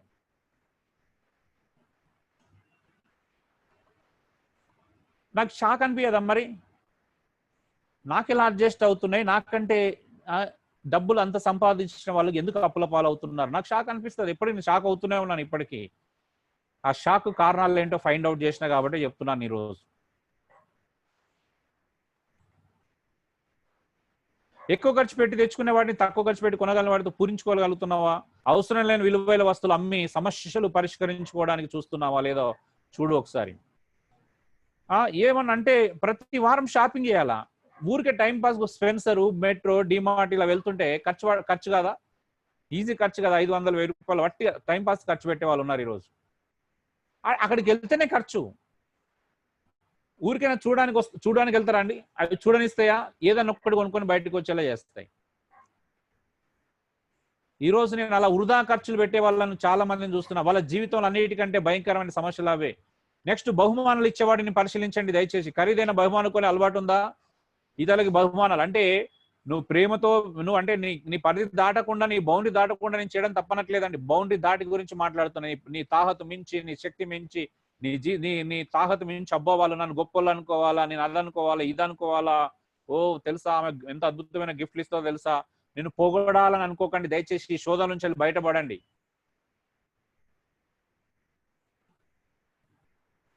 ఇవ్వగలిగింది మంచిది ఇవ్వండి, ప్రేమతో ఇవ్వండి, నీ శక్తిని వాడి యథార్థంగా ఉండండి దయచేసి. చాలా మంది యథార్థతగా ఉండరు. 50,000 నేను ఎన్నోసార్లు ఫంక్షన్లు చూశాండి. ఎందుకంటే ఇప్పటికి మా ఫంక్షన్లకు వెళ్తే మా బంధువులందరూ ఏం చేస్తారంటే నాతోనే ఏమంటారు అవి రాయించుకుంటారు. అంటే కట్నాలు కానుకలు అంటే నమ్మకంగా రాస్తాం, కరెక్ట్ రాస్తాం అని చెప్పేసి ఎవరైనా ఫంక్షన్లు అయితే మా సొంత అన్నదమ్ములు అక్క చెల్లెలు ప్రేమతో వాళ్ళ రాస్తాను. నాకు పెద్దగా దాన్ని రాయడంలో నేను ఎప్పుడు ఇబ్బందిగా ఫీల్ కాలేదు. నాకు తెలుస్తుంది ఎందుకంటే నెలకు 50-70 లక్ష రూపాయలు సంపాదించే వాళ్ళు కూడా ఫ్యామిలీలో క్లోజ్ అయినా కూడా 116 216 వాళ్ళు రాపిస్తా ఉంటారు. అఫ్ కోర్స్ ఇక ఓన్ ఫ్యామిలీ మెంబర్స్ అయితే ఇంకా ఆడపిల్లలు అయినప్పుడు ఉన్నా లేకపోయినా ఎంతో కొంత వాళ్ళకు లెక్క ఉంటుంది కాబట్టి ఆ లెక్క ప్రకారం పెడితే అది డిఫరెంట్ థింగ్. కొంతమంది సంబంధం లేకపోయినా కూడా ఏదో చూపించుకోవాలని 500-1000 రూపాయలు రాద్దామని చూస్తూ ఉంటారు. ఏమొస్తుందో అర్థం కాదు. అంటే వీళ్ళకి ఆ స్తోమత ఉండదు. నాకు తెలుస్తుంది కదా బంధువులు అన్నప్పుడు ఎవరికి ఏ స్తోమత ఉంది, ఎలా ఏంటి పరిస్థితి అని తెలిసినప్పుడు అలా ఉండరు. మరి అంటే ఇప్పుడు వేరే వాళ్ళతో కంపేర్ చేసుకొని మనం ఆ పనులు చేయొచ్చు ఆ బహుమతులు ఇచ్చే విషయంలో. మరి తక్కువ వెలగల వాటిని బహుమానాలుగా నువ్వు ఇవ్వగలుగుతావా? నామోషి ఫీల్ కాకుండా నీ స్తోమత తగ్గట్టు నీ స్థాయికి తగ్గట్టు ఇవ్వగలుగుతావా? లేకపోతే పక్కలో ఏమైనా ఫీల్ అవుతారని ఆలోచిస్తామా? నేను కూడా ఉంటుందండి ఒక హ్యూమన్ టెండెన్సీ ప్రకారం. నేను కూడా అయ్యో వాళ్ళు ఏమనుకుంటారో అనే భయం నాకు కూడా ఉంటుంది, ఆలోచన ఉంటుంది. అలా అని చెప్పేసి అప్పు చేసి స్తోమత మించి నేను ఎప్పుడు చేయలేదు. అలా అని చెప్పేసి ఎప్పుడు నేను చేయగలిగిన దానికంటే తక్కువ ఎప్పుడు చేయలేదు. అంటే అది ఆలోచించాలి. మనం కరెక్ట్ గా ఉండాలి మెంటల్ గా. నీ ఆర్థికపరమైన హద్దుల్లో ఉండి జీవిస్తే నీ కుటుంబాన్ని స్నేహితులను తక్కువ ప్రేమించినట్లు అవుతుందా? ఈ రోజు నువ్వు ఇంటికి ఒకవేళ స్వీట్ తీసుకెళ్లలేదనుకో, లేకపోతే మల్లెపూల తీసుకెళ్లేదనుకో, నువ్వు ఏదో పిల్లల కోసం ఏదో బిస్కెట్ ప్యాకెట్, చాక్లెట్లు, 5 స్టార్లు ఈ రోజు కొనుక్కొని తీసుకెళ్లలేదనుకో, వచ్చేటప్పుడు ఒక బొమ్మ కొనుక్కొని తీసుకెళ్లేదనుకో, అలా తీసుకెళ్లబోతే నీ పిల్లల్ని తక్కువ ప్రేమించినట్ట, నీ కుటుంబాన్ని తక్కువ ప్రేమించినట్ట, నీ స్నేహితులను తక్కువ ప్రేమించినట్లు అవుతుందా, నీ తల్లిదండ్రులను తక్కువ ప్రేమించినట్లు అవుతుందా? ఆలోచించండి. మీరు అలా ఫీల్ అవుతున్నారు, అలా తీసుకెళ్లబోతే నేను తక్కువ ప్రేమించినట్టు అవుతుంది అనుకుంటున్నారు. కనీసం వారానికి ఒకసారి అలా చేయకపోతే నాకు ప్రేమ లేదనుకుంటున్నారు అని మీరు అనుకోవచ్చు మేబీ. లేకపోతే పిల్లలు మీరు వెళ్తున్నప్పుడు పప్పా నాకు అది తీసుకురా, మమ్మీ ఇది తీసుకురా, డాడీ అది తీసుకురా, కానీ అబ్బా సూపర్ బేటా నేను ఖచ్చితంగా తీసుకొస్తాను డోంట్ వరీ అని చెప్పేసి మాట ఇచ్చిపోతున్నావా? డబ్బులు లేకపోయినా మాట ఇచ్చి తర్వాత వచ్చేటప్పుడు సాయంత్రం ఇంటి నుంచి వచ్చేటప్పుడు ఫీల్ అయిపోయి అయ్యే నా కొడుకు మాట ఇచ్చాను ఇప్పుడు మాట ఇలాగా నిలబెట్టుకోవాలని చెప్పేసి అప్పులు చేస్తున్నావా? నాకేం తెలుసు నువ్వు ఎలా జీవిస్తున్నావు? ఒకసారి ఆలోచించు. ఎందుకు సఫర్ అవుతున్నావు? నీ కట్టేటి ఉన్నదని తెలిసి కూడా నీ పిల్లలకి ఎలా వస్తువులు కొంటావు? అర్థం చేయించాలి. పిల్లల్ని ప్రాక్టికల్ గా పెంచండి, ఊహల్లో పెంచకండి. పిల్లల మీద ప్రేమ ఉంటే వాళ్ళకి అర్థమయ్యే రీతిగా ప్రేమను కనబరచండి. వాళ్ళు అర్థం చేసుకోలేరని వదిలేకండి. ఎందుకంటే నేను నమ్ముతాను పిల్లలకి ఏం చెప్పినా వాళ్ళు ప్రతి వయసులో కొన్ని వాళ్ళకు చెప్పగలిగిన విషయాలు చెప్పిన ప్రతిసారి వాళ్ళు అర్థం చేసుకోవడానికి ప్రయత్నం చేస్తారు. మీరు అనుకుంటున్నారు మీ మూర్ఖత్వం, పిల్లలకు అర్థం కాదనుకోవడం. వాళ్ళకి 100% అర్థమవుతుంది.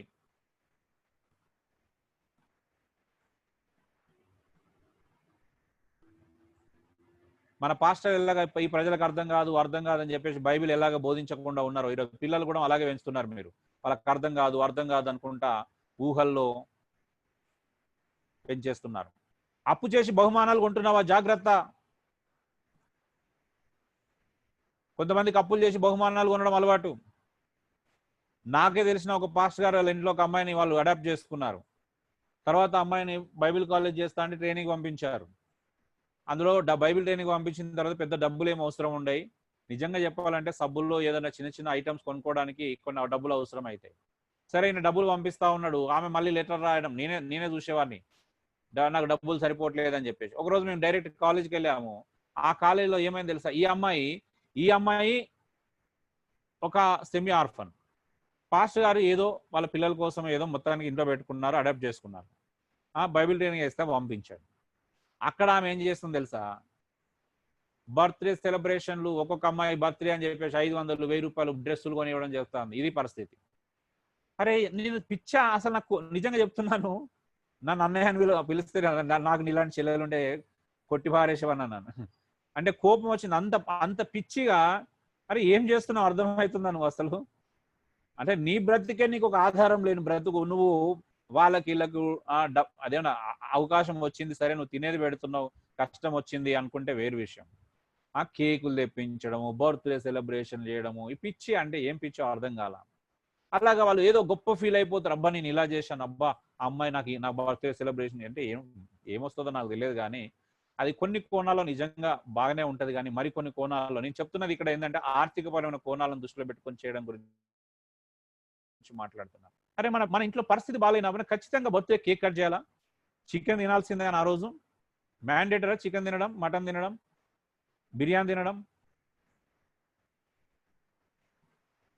చెప్పండి డియర్ బ్రదర్స్ అండ్ సిస్టర్స్.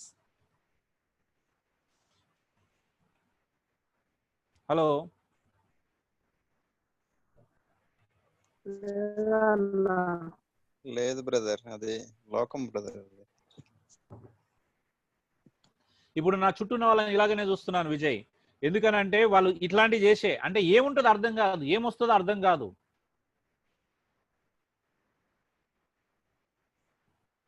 ఒక విషయం, ఇప్పుడు ఇంట్లో ఎవరైనా ఇలాంటివి చేసేసి ఇట్లా బర్త్డేలు అని చెప్పేసి చికెన్లు తినడము, కేకులు కట్ చేసి సడన్లీగా ఒక రోజు ఎంక్వైరీ చేస్తే నాకు ఏమైందిరా నీకు ఇట్లా డల్లుగా ఉన్నావు అంటే, ఇప్పుడు ఎవరైనా సిస్టర్ సంఘంలో బ్రదర్స్ ఎవరైనా వచ్చి నాకు 50,000 అప్పు ఉందని అనుకో, ఎలా ఉంటుంది చెప్పండి? ఇప్పుడు వచ్చి అన్న నేను 3,000 అక్కడ చిట్టి కట్టాలన్నా, నాకు ఎట్లా అర్థమైతలేదు అన్నా అని అన్నారు. ఇప్పుడు ఏం చేయాలి చెప్పు? ఏం ఆలోచన చేస్తారు మీరు చెప్పండి ఇప్పుడు?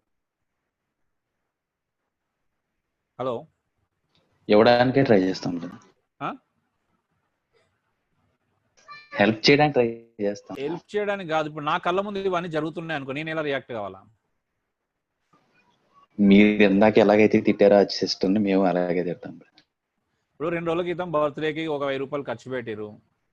మళ్ళీ కరెక్ట్ 2 రోజులకే అదే వారంలో 3 రోజులకే నాకు అక్కడ కట్టేది ఉంది అని చెప్పారు అనుకో. ఆ కట్టేది సడన్గా వచ్చిన కట్టడం కాదు, అది నెలల తరబడి తెలుసు. ఖచ్చితంగా నెల వస్తే అక్కడ డబ్బులు కట్టాలని తెలిసి ఇలా ఆల్రెడీ ముందే తెలుసు అనుకో.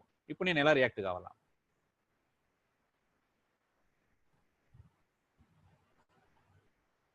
హలో, మీరు ఎలా రియాక్ట్ అవుతారు? నేనైతే రియాక్ట్ కాను బ్రదర్. మీరే చేసుకున్నారు కదా, మీరే అనుభవించండి అని అనిపిస్తారు. ఇంకా అంతే.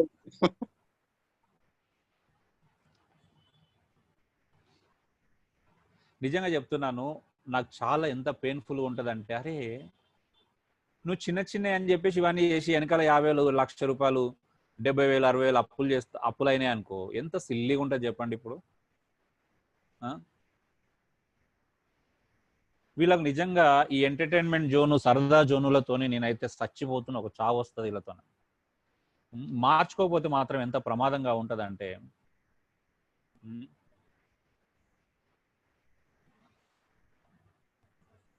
సరే చూద్దాం. ఆర్థికపరమైన గమ్యాలను ఏర్పాటు చేసుకున్న తర్వాత ముందు భవిష్యత్తు ఖర్చును రాసుకో, లేదా అంచనా వేయండి దయచేసి. నువ్వు ఉద్యోగంలో ఉన్నావా? ఆలోచించు. ఉద్యోగం చేస్తున్నావా? వివాహ ఖర్చులు. ఒక యవనస్తునిగా ఉన్నావా? ఇప్పటికే ఉద్యోగం ట్రయల్ వేస్తున్నావా? గుర్తుపెట్టుకో, త్వరలోగా నీకు పెళ్లి కూడా జరుగుతుంది. మరి పెళ్లి ఎలా చేసుకుంటావు? సరే, రెండు చాలా విషయాలు ఉన్నాయి. ఇప్పుడు నీకు గట్స్ ఉన్నాయా? తక్కువ ఖర్చులతో, తక్కువ మందితో, 50 మంది సన్నిహితుల మధ్యలో పెళ్లి చేసుకునే అన్ని గట్స్ ఉన్నాయా? లేవా? ఓకే, లేకపోతే నువ్వు 1,50,000, 2 లక్షలు పెట్టి ఖచ్చితంగా పెళ్లి చేసుకోవాలనుకుంటున్నావా? అయితే పోగు చేసుకో, సేవ్ చేసుకో. సడన్గా అప్పులు చేసి, ఇప్పుడు నేను చెప్తున్నాను కదా, నాకు తెలిసిన బ్రదర్ 2016లో మ్యారేజ్ అయింది. నేను ముందే చెప్పాను క్రెడిట్ కార్డులు వాడొద్దని, వినలేదు. పెళ్లి కాబోతుంది, పెళ్లి సంబంధాలు చూస్తున్నారు. ఇప్పటి నుంచి ఒక నెలకు 5,000, 10,000 ఖచ్చితంగా ఒక అమౌంట్ పెట్టుకొని అవి సేవింగ్ లో పెట్టుకొని మిగతా వాటితోనే లైఫ్ స్టైల్ మెయింటైన్ చేయమని చెప్పాను, వినలేదు. తన పెళ్లికి 1,50,000 అప్పు చేశాడండి. ఇప్పుడు ఆ 1,50,000 లోన్లు కడుతూనే ఉన్నాడు. ఇప్పుడు వీళ్ళు ఎవరికైనా కష్టం వస్తే 2,000 టైం కూడా ఇవ్వలేరు. అంటే అప్పుడు అంటే మంచోళ్ళే వీళ్ళంతా, మళ్ళీ పిష్నారోళ్ళు కాదు వీళ్ళంతా. నేను చెప్పేది పిష్నారోళ్ళ గురించి చెప్పట్లేదండి, మంచిగా వినండి.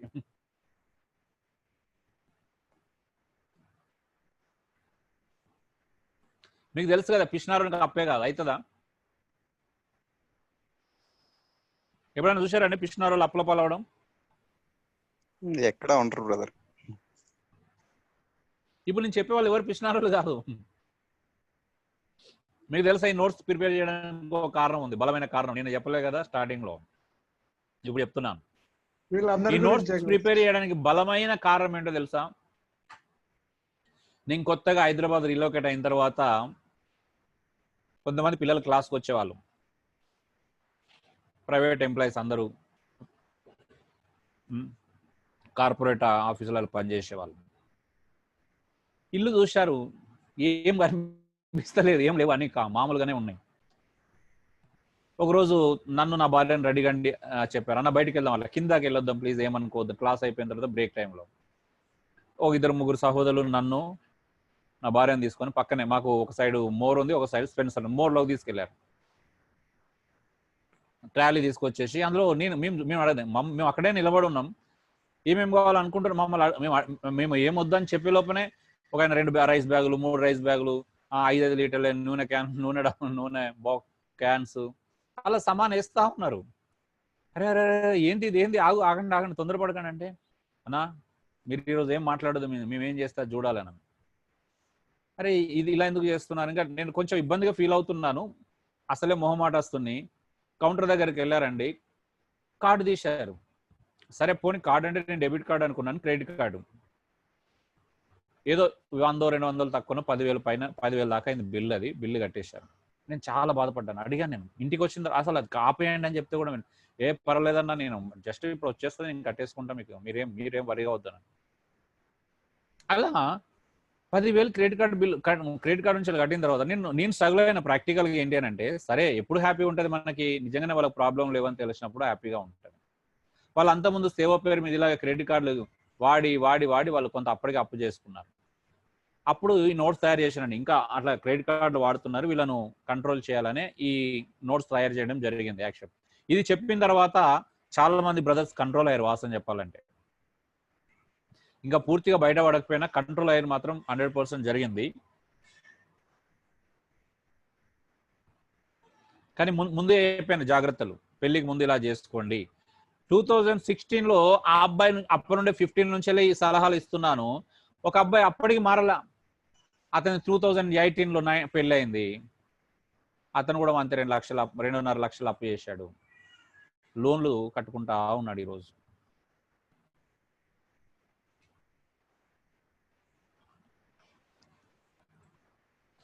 ఆలోచించండి, ఉద్యోగము, వివాహం ఖర్చులు, ప్రసవ ఖర్చులు. చూడండి, మా చెల్లి మ్యారేజ్ అయిన తర్వాత నాకు ముందే తెలుస్తుంది కదా, చెల్లి పెళ్ళి అయిందంటే నెక్స్ట్ ఉండేది ఏంటిది, వివాహం అయితే అమ్మాయి అని ఊపిరి పీల్చుకోవడానికి ఏం లేదు, తర్వాత ఖచ్చితంగా ప్రసవ ఖర్చులు ఉంటాయి. మళ్ళీ నేను పెళ్ళైన నెక్స్ట్ డే నుంచి వెళ్ళే అతి కష్టంగా 100-200 సేవింగ్ లో పెడితేనే వచ్చుకుంటూ వచ్చాను. ఏమో తెలియదు పరిస్థితులు, ఒక్కోసారి ఉంటాయి ఉండవు.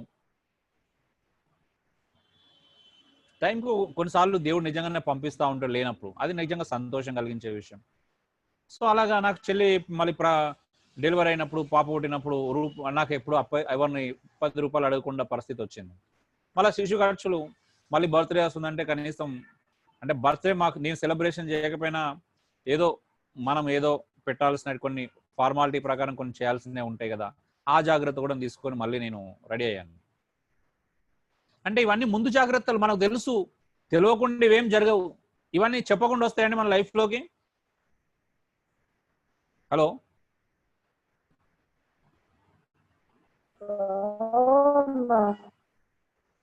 ఇవన్నీ చెప్పకుండా వస్తాయి మన లైఫ్లోకి.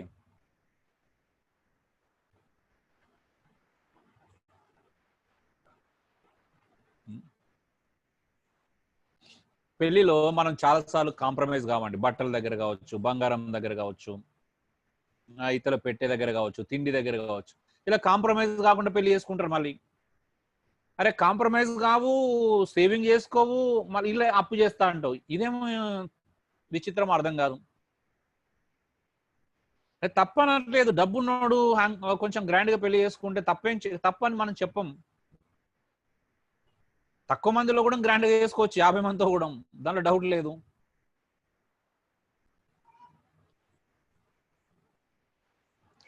మళ్ళీ చేసుకోం కదంటే మళ్ళీ చేసుకుంటారా పెళ్లి?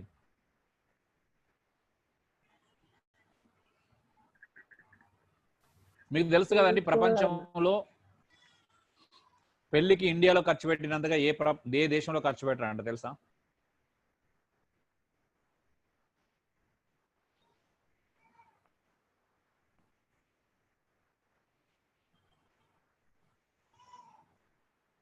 నిజమైన తెలివి కల్లోళ్ళు ఈ టైంలో ఎవరో తెలుసా మీకు?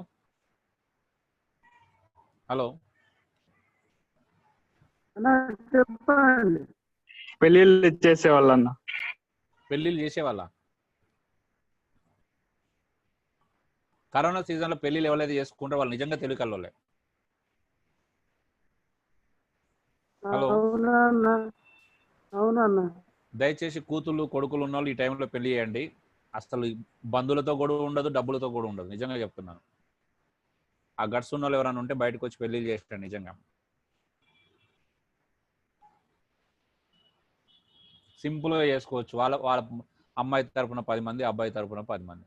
ఫినిష్. హలో, నాకు అవకాశం ఉంటే ఇప్పుడు అందరినీ పెళ్లి చేసుకోమని చెప్తాను. డేవిడ్, పెళ్లి చేసుకుంటావా? లేదన్నా, ఇప్పుడు ఇంకా లేట్.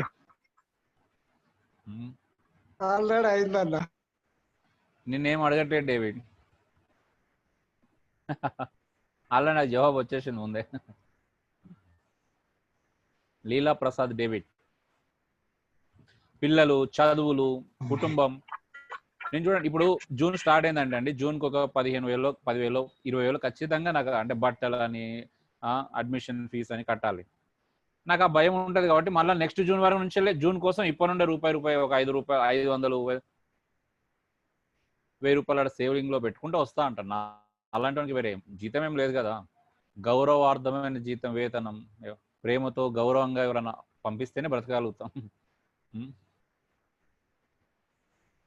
హానరోరియం మీద బ్రతకాలి దేవుని సేవలో ఉన్న వాళ్ళు. సో జాగ్రత్త. పిల్లలు, చదువులు, కుటుంబం, వృద్ధాప్యంలోని తల్లిదండ్రులు, వైద్య ఖర్చులు ఇవన్నీ కౌంట్ చేసుకోవాలి. అసలు కొంతమందికి భయం ఉండదు. ఏమవుతుంది కానీ అన్నట్టు చూస్తూ ఉంటారు. ఏమవుతుంది? అప్పులైతే ఏమవుతుంది? అప్పులైతే తిప్పలు ఉంటుంది, ముప్పులు వాటిల్లుతాయి, సమాధానం పోతుంది, పీస్ ఉండదు, టెన్షన్ స్టార్ట్ అవుతుంది, భయం స్టార్ట్ అవుతుంది, ఎన్నో ఉంటాయి. మరి ఇవన్నీ ఎట్లా వచ్చినాయి? ఏం కాదనుకున్నారు కదా. ఇప్పుడు ఏం కాదనుకున్న వాళ్ళకి ఇవన్నీ ఉన్నాయి ఈరోజు. మరి వీటిని ఏమంటారు చెప్పండి? ఇప్పుడు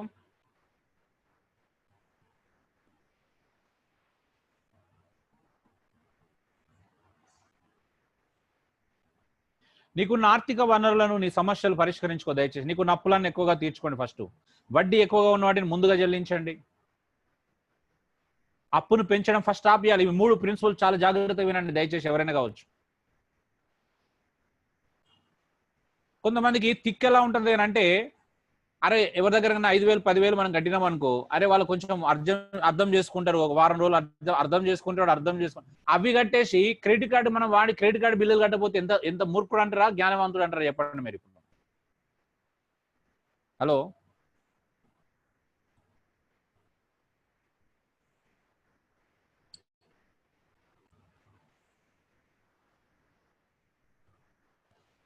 ఇప్పుడు నీకు సమస్య వచ్చిందండి.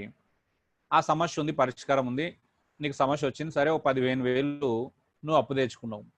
ఇప్పుడు నీకు 2 క్రెడిట్ కార్డు బిల్లు కట్టాలి, డేట్ వస్తుంది. రెండోది ఇంకోరికి 5,000 కట్టాలి. ఇప్పుడు మీరు నిజంగా తెలియకాలో అయితే ఏం చేయాలి చెప్పండి? హలో, క్రెడిట్ కార్డ్ బిల్ కట్టి మళ్ళీ అమౌంట్ తీసుకొని ఇవ్వాల్సిన వాళ్ళకి. ఇప్పుడు నేను కొంతమంది ఎంత మూర్ఖత్వం అని అంటే, క్రెడిట్ కార్డు బిల్లులు కూడా నేను కట్టలేదు, మరి అప్పు చేసి ఏం చేసిర్రు? పోనీ మరి క్రెడిట్ కార్డు బిల్లు కట్టలేదు, దాన్నే నా లైఫ్ పెరిగి నాకు ఈ సమస్య వచ్చింది అని అంటే, మరి వేరే దగ్గర అప్పులు చేసిన ఎందుకు క్రెడిట్ కార్డు బిల్లు కట్టలేదు? అసలు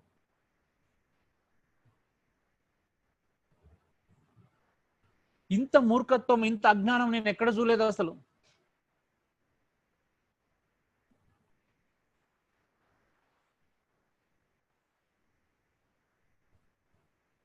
మనుషులను మనం అర్థం చేయించవచ్చు, కానీ బ్యాంక్ కూడా అర్థం చేసుకుంటాడా అండి?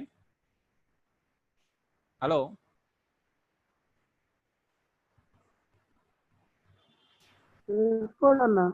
ఇప్పుడు నిజమే, నా క్రిటికల్ ఒక పరిస్థితి వచ్చింది. ఇప్పుడు నేను చిట్టుకు ఒక 5,000 కట్టాలనుకో.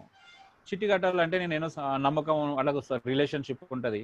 2 రోజులు లేట్ కడతా, ముందే వారం రోజులు లేట్ కడతా, 10 రోజులు లేట్ కడతా, నా వల్ల అయితే లేదు. లేకపోతే 2 నెలలు ఒకటేసారి కడతా, కొంచెం ఓర్చుకోండి అని అంటే ఓర్చుకుంటారు. కానీ వాటికైతే ఎవరు ఇంట్రెస్ట్ వసూలు చేయరు కదా. 4 రోజులు లేట్ కడతా అంటే ఎవరైనా ఇంట్రెస్ట్ వసూలు చేస్తారా అండి? లేదన్నా. ఎంత మూర్ఖుడు ఎంత భయంకరమైన కమర్షియల్ పర్సన్ అయినా చిట్టి కల ఎవడు ఇంట్రెస్ట్ వసూలు చేయడు.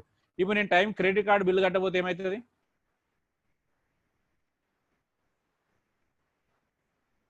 ఇంట్రెస్ట్ వసూలు చేస్తాడా చేయడా? చేస్తుంటా అన్న.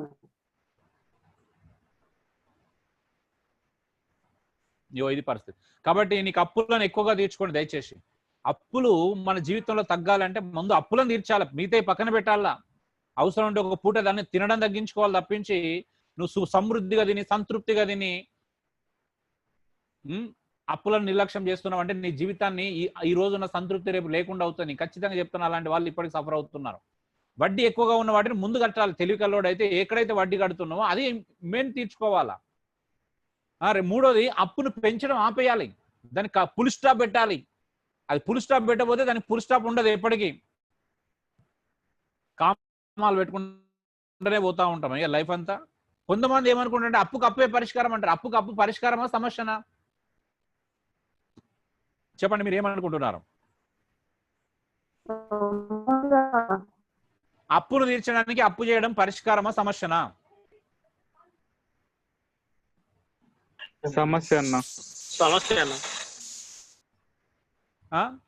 ఇప్పుడు నీకు 5,000 అప్పు ఉంటుంది. వీళ్ళు ఇప్పుడు ఈ 5,000 అప్పు తీరడానికి ఎంత అప్పు చేస్తారు చెప్పండి? కరెక్ట్ 5,000 తీసుకుంటారు వీళ్ళు? మీరే చెప్పండి. 10,000 తీసుకుంటారు. 10,000 తీసుకుంటారు. అటు 5,000 కడతారు. ఇప్పుడు 5,000 అప్పు పెరిగిందా తగ్గిందా చెప్పండి. ఇప్పుడు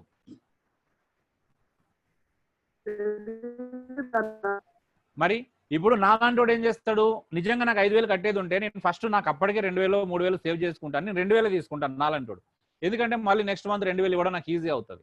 ఒకవేళ నాలాంటి వాడు అప్పు చేస్తే చెప్తున్నాను ఎగ్జాంపుల్. వీళ్ళు ఏం చేస్తారు తెలుసా? అట్లా కట్టేది 5,000 ఉంటుంది అంటే ఇంకో 2,000 3,000 ఎక్స్ట్రా తీసుకుంటారు. తీసుకొని మళ్ళీ 5,000 అక్కడ ఆడ పూర్తి కట్టారు. అందులోకి ఒక 1,000 ఆపుకొని అవి కలిపి మళ్ళీ ఇంకోటి ఏదో చేస్తారు విచిత్రంగా. ఇలా నేను ఎంతో మంది ఇప్పుడు అక్కడ మళ్ళీ పూర్తి క్లియర్ గా ఉండదు, ఇక్కడ క్లియర్ ఉండదు, అక్కడ పెరుగుతూ ఉంటది. వీళ్ళని ఇలా బాగుపరుస్తాను చెప్పండి ఇలాంటి వాళ్ళని. అందుకే 3 విషయాలు. ఫస్ట్ నీకున్న అప్పులను ఎక్కువగా తీర్చండి, వడ్డీ ఎక్కువగా ఉన్నాడని ముందుగా చెల్లించండి, అసలు అప్పును పెంచడం ఆపేయండి.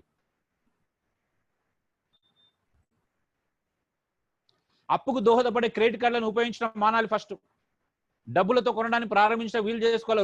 ₹10 వస్తువు అయినా ₹10 ఉంటేనే కొనాలి. క్రెడిట్ కార్డు ఉంది కదా అని చెప్పేసి ఇంకా ఈజీ కదా, స్వైప్ పిన్ నెంబర్ తెలిస్తే ఇలా స్వైప్ చేసి టక్మని కొడితే అయిపోయింది అనుకుంటున్నారు. అమ్మయ్యా వావ్ సూపర్ అనుకుంటున్నావా? మరి ఏది సూపర్? రిజల్ట్ సూపర్ ఉండాలి కదా. మరి రిజల్ట్స్ ఏంది అంత వరస్ట్ గా ఉంది? నీ జీవితంలో రిజల్ట్ అంత భయంకరంగా ఎదుర్కొన్నాయి. ఇద్దరు మనుషులు ఎందుకు బ్రతకలేకపోతున్నారు? ఇతరుల మీద ఎందుకు ఆధారపడాల్సి వస్తుంది? ఇతరుల దగ్గర ప్రతి నెల చేయందుకు చాపాల్సి వస్తుంది? అరే జీవితంలో నిజంగా ఒక 2 నెలలు నిజంగా మనకు జీతం లేకపోతేనే జీవితం తారుమారైతుంది అని అంటే మన లెవెల్, మన మెయింటెనెన్స్ ఏంటో అర్థం చేసుకోవాలి. అక్కడ ఈరోజు కార్పొరేట్ సంస్థల్లో పనిచేసే వాళ్ళు 4 నెలలు కరోనా వల్ల కూడా బ్రతకలేని పరిస్థితికి వచ్చిరు అంటే ఆలోచించండి. అంటే వాళ్ళ లైఫ్ ఎలా ఉందనేది. తిండి అంటే ఎక్కడ స్ట్రగుల్ అవుతున్నా తెలుసా? నిజంగా మనిషి ఒక 3 నెలలు జీతం లేకపోతే చచ్చిపోయే పరిస్థితి వస్తుంది అంటే ఎందుకు? అంటే వాళ్ళ మెయింటెనెన్స్ ఏంటో ఆలోచన చేయండి.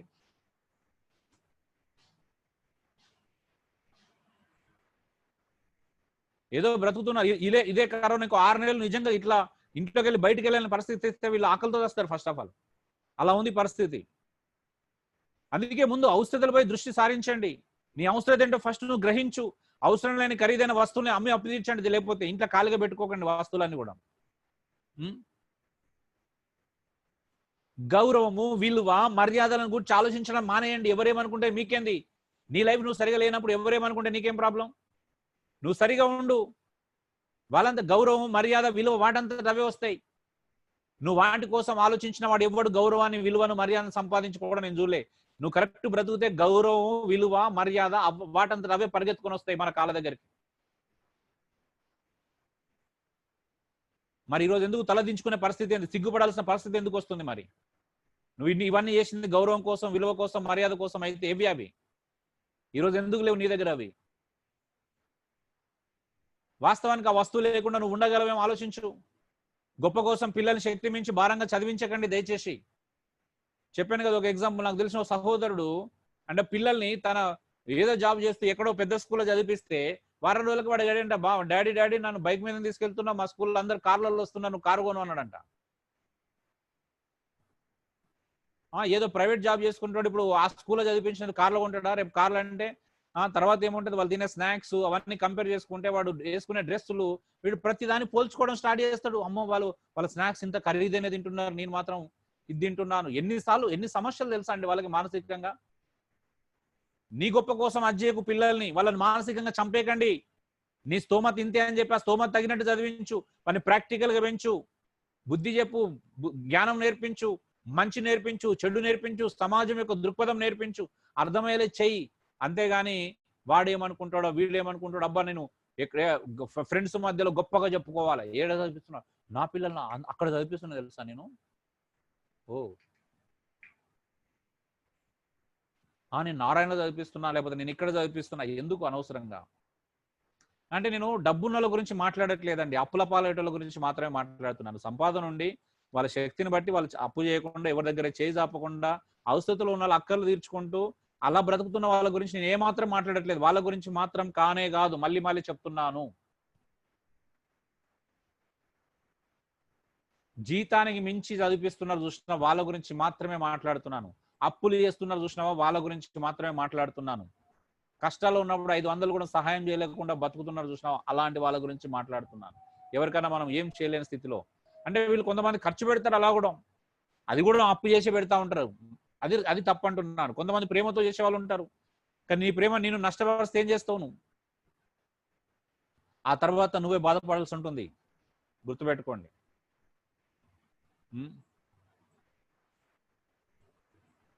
నీ అవసరతలు క్రమపరిచే పట్టికను తయారు చేసుకోండి. ఎంతమంది దగ్గర పేపర్లు ఉన్నాయి? దయచేసి ఎవరి దగ్గర, అందరి దగ్గర వైట్ పేపర్లు ఉన్నాయి ఇప్పుడు ఈ టైంలో? మీ దగ్గర పక్కన నోట్బుక్, పెన్ను, వైట్ పేపర్ ఉన్న వాళ్ళు దయచేసి వెంటనే బయటకు తీయండి. ఇప్పుడు ఎమర్జెన్సీ మీకు లాస్ట్ కన్క్లూజన్ ఒక అద్భుతమైన సూత్రాన్ని చెప్తున్నాను. ఈ సూత్రాన్ని మీరు పాటించగలిగితే మీ లైఫ్ లో మీకు అప్పులు అనేటివి ఎప్పటికి కావు, ఒకవేళ పాటిస్తే మాత్రమే.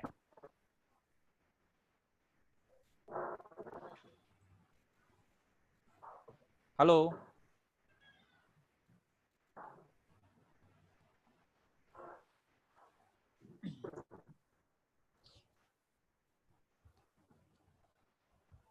హలో ఉన్నారండి? చెప్పండి. ఓకే, వైట్ పేపర్ తీసుకున్నారా?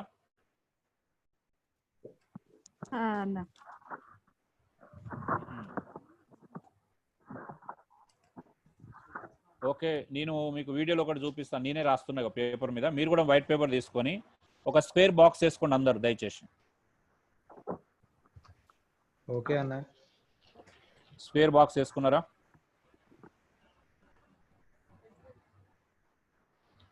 సో దాన్ని కరెక్ట్ 4 భాగాల మధ్యలో విడగొట్టుకోండి, 4 బాక్సులు చేసుకోండి దాన్ని.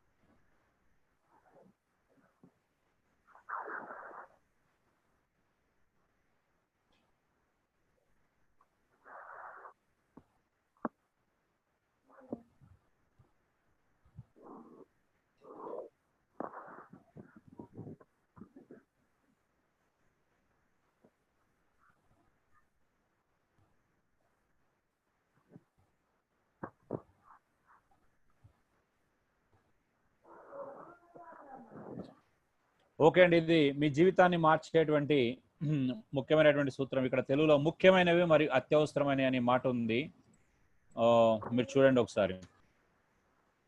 నా పేపర్ కనిపిస్తుందా మీ అందరికి? హలో, రివర్స్ లో కనిపిస్తుందేమో కదా?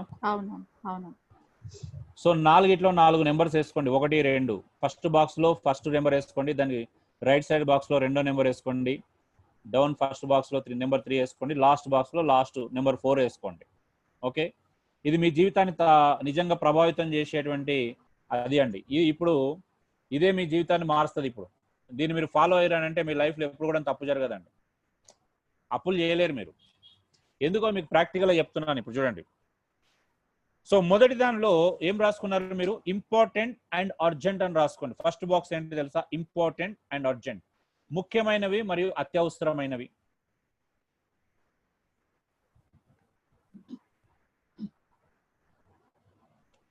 ఇప్పుడు చెప్పండి, మీ జీవితంలో అనుదిన జీవితంలో మీకు ముఖ్యమైనవి మరియు అత్యవసరమైనవి ఏముంటాయి చెప్పండి? అనుదిన జీవితంలో shelter, food, clothing. Shelter, food, clothing. Okay, every month మీకు ఏమేమి ఉంటాయి మీరు పర్టికులర్ గా చెప్పండి. ఇప్పుడు ఎవ్రీ మంత్ మీరు బయట దాటాలంటే ఏమేమి చెల్లించాలి మీరు? రెంట్ ఇంపార్టెంటేనా అండి? Hello, important. ఇక్కడ నేను కొన్ని విషయాలు చెప్తున్నాను. ఇంటి అద్దె, కిరాణం మొదటి బాక్స్ లోకి వస్తాయా? కిరాణం కట్టడం, కరెంట్ బిల్లు కట్టడం, ఇంటి అద్దె, కిరాణం, current bill, maintenance, gas bill, కూరగాయలు, ఇతర అవసరతలు. చూడండి, అంటే మన లైఫ్లో ఇంపార్టెంట్ అర్జెంట్ ఏంటి?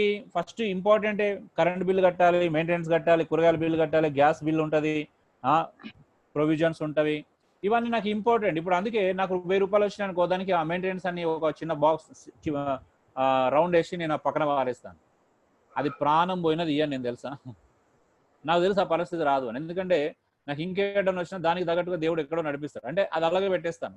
ఒక 10,000 వచ్చినాయి అనుకో, ఓకే రెంట్ అని పక్కన పెట్టి దాన్ని పక్కన పారేస్తాను. అంటే 10,000 ఒకటేసారి రాకపోవచ్చు. నాకు వచ్చిన 500, 1000 రూపాయలు అలా జమ చేసి బాక్స్లో పెట్టుకుంటాను. ఒక బాక్స్లో 10,000 కాగానే ఓ 10,000 అయినా, ఒక ఇది రెంట్, 1000 రూపాయలు అయిందా ఇది గ్యాస్ కోసం, ఇంకో 1000 రూపాయలు అయిందా కాయగూరలు, ఇంకో 1000 రూపాయలు అయిందా మెయింటెనెన్స్, ఇంకో 1,500, 2,000 అయినా కరెంట్ బిల్లు పక్కన పెట్టేశాను. ఇప్పుడు టైం వచ్చినప్పుడు ఆ డేట్ రాగానే ఎవరి స్లిప్, ఎవరి అమౌంట్ వాళ్ళకి ఇచ్చేస్తాను. అప్పటికి నా దగ్గరికి మళ్ళీ 500, 1000 రూపాయలు వచ్చినాయి అనుకో, ఇంకేమున్నాయో చూస్తాను, వాటిని కట్టేస్తాను. అప్పుడు నా దగ్గర 1000 రూపాయలు మిగిలి అనుకో, అమ్మాయి ఇవి నా, ఇప్పుడు కుటుంబంకి ఏం అవసరం, పర్సనల్గా ఏం అవసరం, పిల్లలకి ఏం అవసరం, ఇంకా అలాంటివి చూసుకుంటాను. అప్పుడు నాకు ప్రాబ్లం కాదే. మీ సమస్య ఏంటో చెప్తున్నాను. నేను చాలా మంది సమస్య ఏంటో చెప్తున్నాను. రెండో బాక్స్లు ఏంటి? ముఖ్యమైనవే కానీ అత్యవసరం కానివి. Important but not urgent. అలాంటి ఏముంటాయి చెప్పండి? ముఖ్యమైనవే కానీ అత్యవసరం కాదు, అంటే ఇమ్మీడియట్లీ కాదు. ఇప్పుడు అవి లేకపోతే బ్రతకలేని పరిస్థితి లేదు మనకి. ఏంటి అవి? Mobile balance. మొబైల్ బ్యాలెన్సా? ఎవరది? రఘువా? ఓకే, ఇంపార్టెంటే కానీ అత్యవసరం కానీ ఏముంటాయి చెప్పండి మన లైఫ్ లో? ఫిలిమ్స్, రెస్టారెంట్స్, ఏదైనా షాపింగ్స్, అనవసరమైన షాపింగ్స్, అవసరం లేని కొనుక్కోవటం. అవి ఇంపార్టెంట్ కాదు కదా. అనవసరమైన షాపింగ్ అని మీరే చెప్తున్నారు. ఇంపార్టెంట్ ఎట్లయితే? Important but not urgent. ఇప్పుడు ఇంపార్టెంట్ బట్ నాట్ అర్జెంట్ అంటే ఎలాంటివి ఉంటాయి? ఓకే, సో వాషింగ్ మిషన్ కొనుక్కోవాలి, అది ఇంపార్టెంట్ ఈ కాలంలో. కానీ అర్జెంట్ కాదు కదా. ఈ నెల కొనాలని నియమం ఏం లేదు కదా, ఇప్పుడే కొనాలని నియమం లేదు కదా, ఇమీడియట్లీగా రైట్ నౌ అనేది అంత అవసరం లేదు కదా అక్కడ. అంటే పరిస్థితులు బాగాలేవు ఈ నెలలో. నేను పిల్లల ఫీజు జూన్లోనే పిల్లల ఫీజు కట్టే నెలలోనే కొనాల్సిన అవసరం ఉంటుందా చెప్పండి? హలో, అప్పుడు ఏమవుతుందో చెప్పండి. ఇప్పుడు మీరు జూన్ నెల వచ్చింది, మీకు తెలుసు పిల్లలకి ఇంత ఖర్చు వస్తుందని, అప్పుడే మీరు కొన్నారనుకో ఏమంటారు దాన్ని?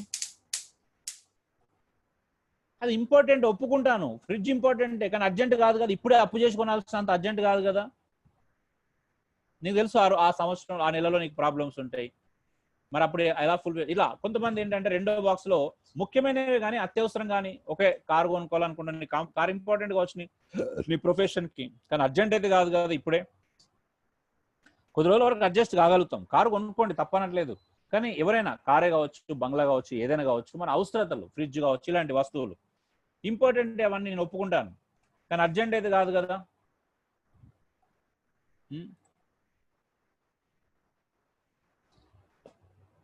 ఉదాహరణ కారు, బంగ్లా కావచ్చు, ఒక ఫ్లాట్ కావచ్చు, బంగారమో, స్థిరపడమో, బ్యాంక్ బ్యాలెన్స్ మెయింటైన్ చేయడం, సరే ఏదైనా కావచ్చు. మూడో బాక్స్లో ఏం రాసుకోవాలి తెలుసా? అత్యవసరమే కానీ ముఖ్యమైనవి కావు. అట్లాంటివి ఏముంటాయి అత్యవసరంగా వచ్చేటివి కానీ ముఖ్యంగానే అత్యవసరాలు ఉంటాయి మనిషికి చెప్పండి.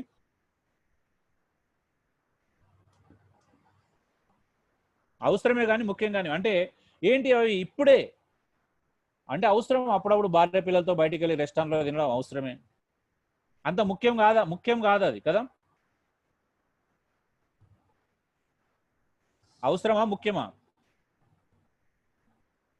అప్పులు చేసి బయట తినేంత అవసరం అయితే అంత ముఖ్యం కాదు కదా, ఇప్పుడు ఇంపార్టెంట్ కాదు కదా అది. ప్రతి వారం రెస్టారెంట్లో తినడం ఇంపార్టెంటా కాదా? అవసరం లేదు. అవసరం లేదు. ఏమో మీరు ఏం మాట్లాడుతారో నాకు అర్థం కాదు. ఒకరి తర్వాత ఒకరు మాట్లాడండి. చంద్రలేఖ మేడం ఏమన్నారు? సార్ అవసరం లేదు సార్. ప్రతి వారం అవసరం లేదు. ఓకే, సో చాలా ఉంటాయి, మీరు అలా ఆలోచించండి.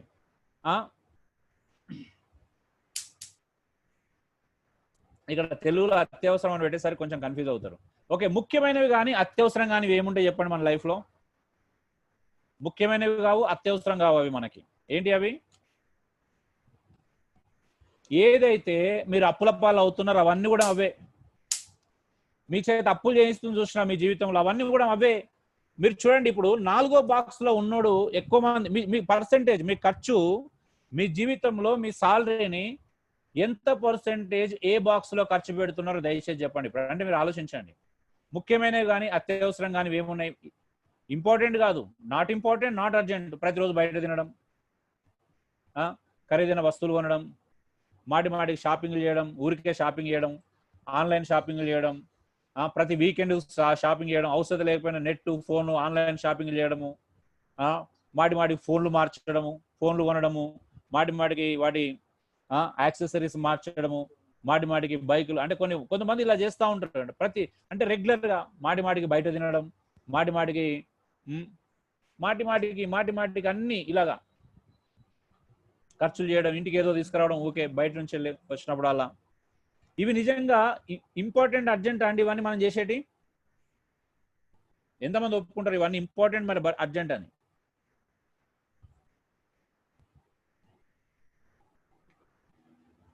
హలో, ప్రతి వారం బర్గర్లు తినడం, పిజ్జా హట్ ఫోన్ చేయడం, పిజ్జాలు ఆర్డర్ చేసుకోవడం, ఎక్కడో ఈ ఫ్రెండ్ నుంచి ఆ ఫ్రెండ్, మ్యూచువల్ ఫ్రెండ్ కలిసి వాళ్ళు ఏదైనా ఫంక్షన్ చేసుకున్నా పిలిచారు కదా వెళ్ళకపోతే బాగుండదని చెప్పేసి మన పరిస్థితి బాగాలేకపోయినా పరిగెత్తుకొని వెళ్ళి అక్కడో 500 మనం గిఫ్ట్ ఇవ్వడం. మీరేమంటారు వీటిని?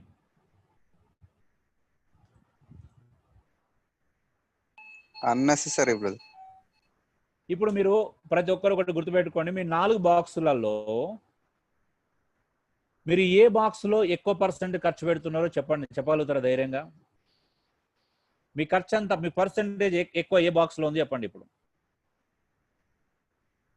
First box. ఫస్ట్. ఇంకా first box brother. Okay,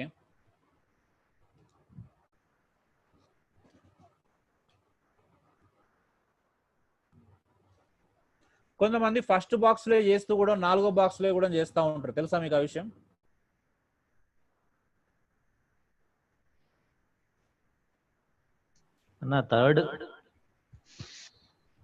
third లో కొంతమంది ఉన్నారు. థర్డ్ ఒకసారి చెప్పండి అన్న, మళ్ళీ ఒకసారి. అంటే థర్డ్ లో యాక్చువల్ ఏంటంటే అత్యవసరం, అంటే అవసరమే కానీ ముఖ్యమైనవి కానివి. అవసరమే అంటే అప్పుడప్పుడు ఫ్యామిలీతో బయటకు వెళ్ళడం, ఎప్పుడన్నా ఒకసారి అవసరం అది. కానీ అది ఇప్పుడే అంటే ఏమంటారు అంటే, సారీ, దీన్ని థర్డ్లో మనం చూసుకోవాల్సినవి చాలా తక్కువగా ఉంటాయి వాస్తవం చెప్పాలంటే. మన బాక్స్లు ఎక్కువగా 1, 2, 4లో ఉంటాయి మన అన్ని కూడా. థర్డ్లో చాలా తక్కువ ఉంటాయి శ్రీను. అంటే ఇంగ్లీష్లో చెప్తే ఎలా ఉంటుంది అంటే, ఇప్పుడు అది urgent but not important. Urgent అయి ఉండి ఇంపార్టెంట్ కానీ ఏముంటాయి చెప్పండి ఒకసారి? అర్జెంట్ కానీ ఇంపార్టెంట్ కాదు.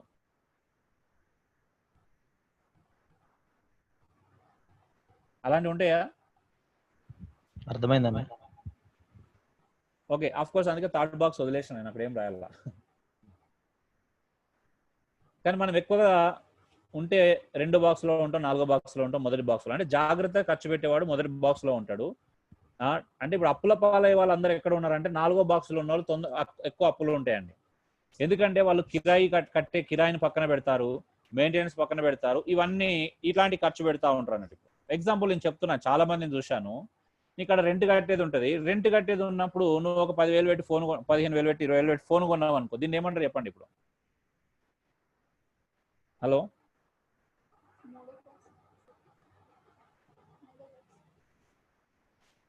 మీరు ఎలా తీసుకుంటారు దీన్ని?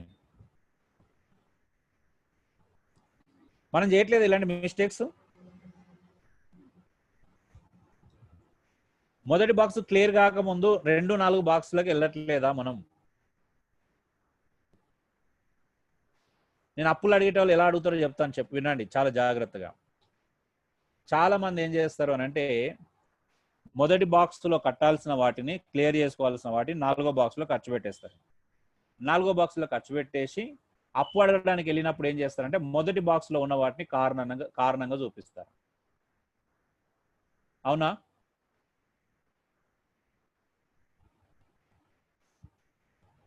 హలో,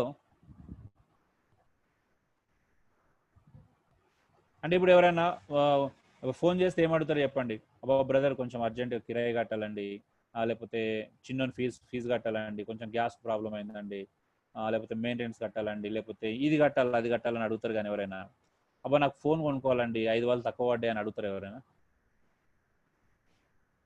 అప్పటికేటోడు 4వ బాక్స్లో ఉన్న వాటిని కారణం, అబ్బా నేను బయటికి వెళ్ళి రెస్టారెంట్లో భోజనం చేయాలండి, ఒక 5,000 2,000 ఇవ్వరన్న ఫ్రెండ్ వచ్చారు, నేను భోజనం చేసి వస్తానంటారు ఎవరైనా? హలో,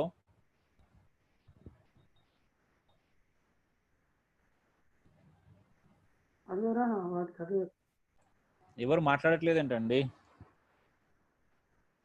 చెయ్యరు. అంటే మనం ఏం చేస్తాం చెప్పండి? మనము 2వ బాక్స్ మొదటి బాక్స్లో అవసరాలను పక్కన పెట్టి 4వ బాక్స్లో ఖర్చు పెట్టుకొని మొదటి బాక్స్ కోసం అప్పు చేస్తాం. అవునా కదా అంటున్నాను. అప్పు చేసే వాళ్ళు ఎలా చేస్తారు చెప్పండి?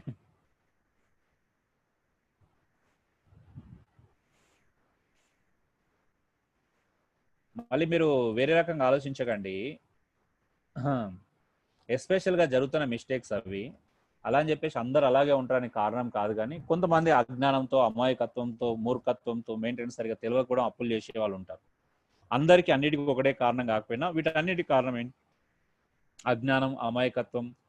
కొంతమంది చెప్పాను కదా, లావిష్గా ఖర్చు పెట్టి అలవాటు, కొంతమందికి అలవాటు అంతే. ఆ అలవాటు ప్రకారం ఖర్చు పెట్టుకుంటూ వెళ్తారు, కానీ గుర్తించరు, సమస్యలను గుర్తించకుండా ఉండటం. హెచ్చరికలు ఫైనల్గా, దయచేసి వడ్డీకి అప్పు ఇవ్వరాదు, సహోదరుల కోసం పూట పడొద్దండి, మధ్యవర్తిత్వం చేయకండి దయచేసి. యేసు ప్రభు భూమి మీదకి వచ్చిండు అని అంటే మధ్యవర్తిత్వం చేయగలిగే కెపాసిటీ ఉంది కాబట్టి వచ్చాడు, చావడానికి సిద్ధపడి వచ్చాడు ఆయన. మీకు మధ్యవర్తిత్వం చేసే కెపాసిటీ లేకపోతే దయచేసి ఎవరు మధ్యవర్తిత్వం చేయకూడదు. సహోదరుని కోసం పూట పడవద్దంట. చూడండి, మీకు ఒక్కసారి వచనాలు చదవండి. సామెతలు 22, 26, 27 వచనం చదవండి ఎవరైనా తొందరగా. టైం లేదు, మీరు తొందరగా చదివితే తొందరగా ముగిస్తాను.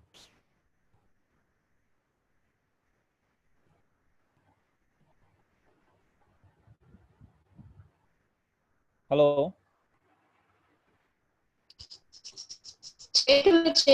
చేతుల్లో ఎయ్యి వారితోనూ అప్పులకు పూటబడి వారితోనూ చేర్పము. చెల్లించుటకు నీ యొద్ద ఏమీ లేకపోగా వాడు నీ క్రింద నుండి నీ పరుపు తీసుకుపోనేలా. చూడండి, ఇప్పుడు ఏం జరుగుతుందంటే సహోదరుని కోసం పూట పడొద్దంట. నువ్వు చెల్లించలేని స్థితిలో ఉంటే నీ పరుపే ఇంట్లోకి వెళ్ళి ఎత్తుకపోతారంట వాళ్ళు వచ్చినవాడు. అప్పు ఇచ్చినవాడు ఊరుకుంటాడా? ఈరోజు నేను చూస్తున్నాను కొంతమంది అజ్ఞానంతో, మూర్ఖత్వంతో. ఇప్పుడు యేసు ప్రభు ఒక జ్ఞానం ఇచ్చాడు, మనకు బైబిల్ బోధ ఉంది. నీకు రెండు అంగీలు ఉంటే లేని ఇంకొక అంగీ ఇవ్వు. 2 ఉన్నప్పుడు ఇవ్వకపోతే తప్పు. 2 పూట భోజనం ఉండి కూడా లేనోనికి ఒక పూట భోజనం పెట్టకపోవడం తప్పు. నీ దగ్గర డబ్బు లేకపోయినా పెద్దరికంతో 50,000 లక్ష రూపాయలు. నేను అడిగిన, చాలా షాక్ అయినా. నీ కెపాసిటీ ఏందబ్బా, నువ్వెట్టిపిస్తావు 50,000 లక్ష రూపాయలు? ఇప్పుడు అతను కట్టకపోతే నువ్వెట్లా కడతావు? ఫస్ట్ నీ కుటుంబం రోడ్డు మీదకి వస్తుంది. అలా సఫర్ అవుతున్న వాళ్ళని నేను చూస్తున్నాను కాబట్టి బాధతో చెప్తున్నాను. అరే బైబిల్ అద్భుతమైనదని నేను ఎన్నోసార్లు చెప్పాను. సామెతలు అనే దాని నుంచి ఎంతో జ్ఞానం నేర్చుకోవచ్చు. అసలు ప్రతి కుటుంబంలో, ఫ్యామిలీ పీరియడ్లో చదువుకునేది సామెతలు. కానీ ఈ రోజు ఒక్క సామెత కూడా వాడి జీవితంలో అప్లై చేసుకోలేదంటే ఏం లాభం నాకు అర్థం కాలేదు. నేను చాలా మంది చెప్తున్నారు, అన్న నేను అర్జెంటుగా 1,00,000 కట్టాలి, ఏం చేసినావు అంటే నాకు ఒక బ్రదర్ ప్రాబ్లం అయితే ఇప్పించిన. నువ్వేందా ఇప్పించేది, నీకు ఏముందని ఇప్పిస్తావు?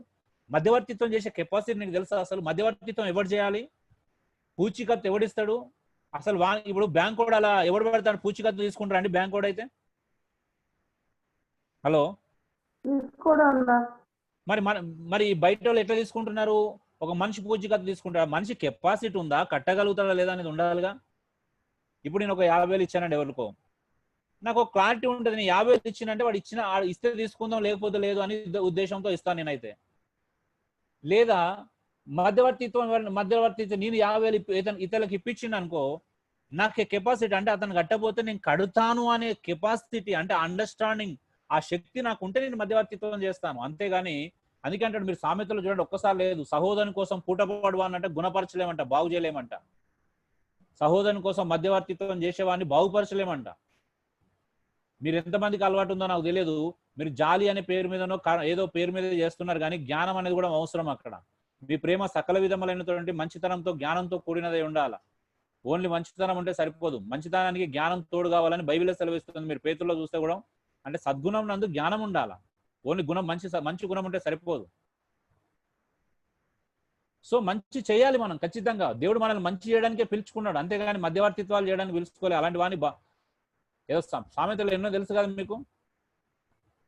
తనకు పట్టని జగడాన్ని బట్టి పోయేవాడంటే కుక్క చెవులు పట్టుకొని పట్టుకోనితో సమానుడు అంట.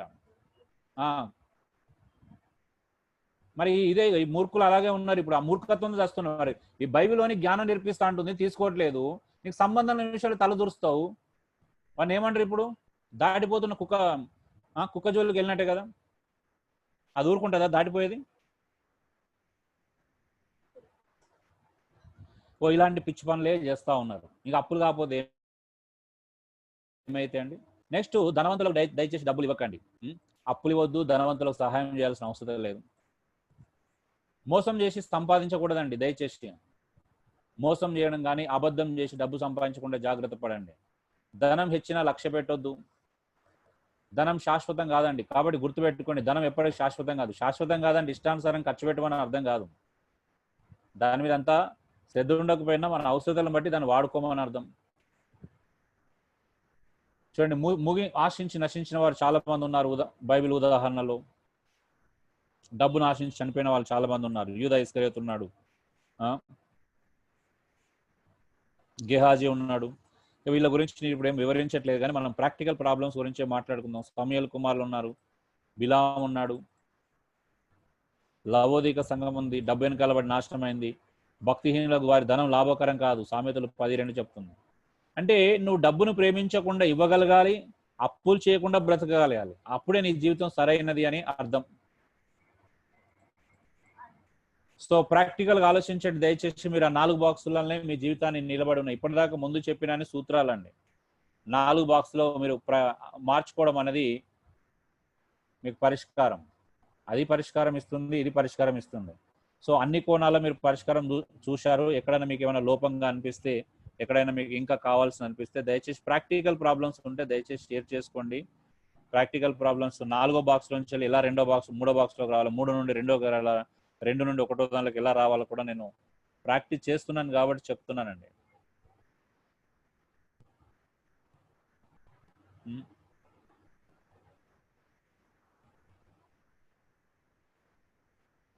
సో మీరందరూ హ్యాపీగా ఉండాలి. దయచేసి అప్పు కామడ దూరంగా ఉండండి. 3 సూత్రాలు చెప్పాను అప్పు విషయంలో. ఎస్పెషల్గా అప్పు చేయకండి, వడ్డీకి ఎక్కువ ఉన్న వాటి ముందు చెల్లించండి. రెండోది, అప్పు చేయడం ఆపు చేయాలి, దాన్ని ఫుల్ స్టాప్ పెట్టాలి. ఉన్న అప్పులకు ఫుల్ స్టాప్ పెట్టాలి. వాటిని ఎలా పరిష్కరించుకోవాలని ఆలోచిస్తూ ఉండాలి. దానికి తగినటువంటి సొల్యూషన్ అది చేసుకోవాలి. లేదు అని అంటే అప్పు పెరుగుతూ ఉంటుంది. మీకు తెలియదు ఎంత ప్రమాదకరమో. చక్రవడ్డీ, బార్ వడ్డీలు, వడ్డీ జీవితాలు నాశనం అయిపోయానండి. ఆస్తులు అమ్ముకున్న వాళ్ళు ఉన్నారు అప్పుల కారణంగా. సొంత ఇండ్లు, సొంత గూడులు చెదిరిపోయిన వాళ్ళు ఉన్నారు. మేము కూడా అంతే అండి. మా ఇంట్లో చిన్న చిన్న అప్పుల కారణంగా మా ఇల్లు అంతా అమ్ముకోవాల్సి వచ్చింది. అంటే మీరు ఆలోచించాలా. ఆ బాధలోంచి వచ్చినాం కాబట్టి, మా తల్లిదండ్రుల బాధను చూసినాం కాబట్టి చెప్తా ఉన్నాం. ఇప్పుడు మా తల్లిదండ్రుల బాధ చూసి కూడా, వాళ్ళ మిస్టేక్ చూసిన తర్వాత కూడా, అంటే వాళ్ళు సఫర్ అయిన విధానం చూసి కూడా మళ్ళీ వాళ్ళలాగా మేము అప్పు చేయకూడదని నేను డిసైడ్ అయ్యానండి. ఉంటే ఉన్న దాంట్లో సంతృప్తిగా బ్రతకాలు తప్పించి అప్పు చేయకూడదని ప్రభు దగ్గర నేర్చుకున్నాను. సో మీరు కూడా దయచేసి అప్పులు ఎవరైనా ఉంటే మానేయండి, ఉన్న దాంట్లో హ్యాపీగా ఉండండి.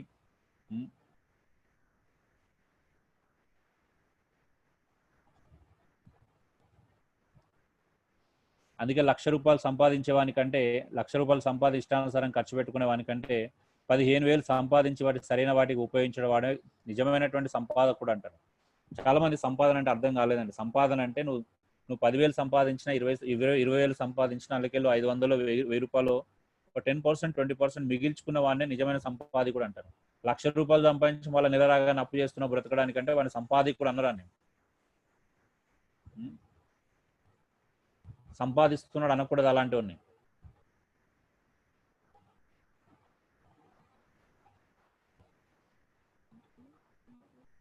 ఈవెన్ లాస్ట్ టైం మన ఎవరు ఈయన కూడా చెప్పాడు,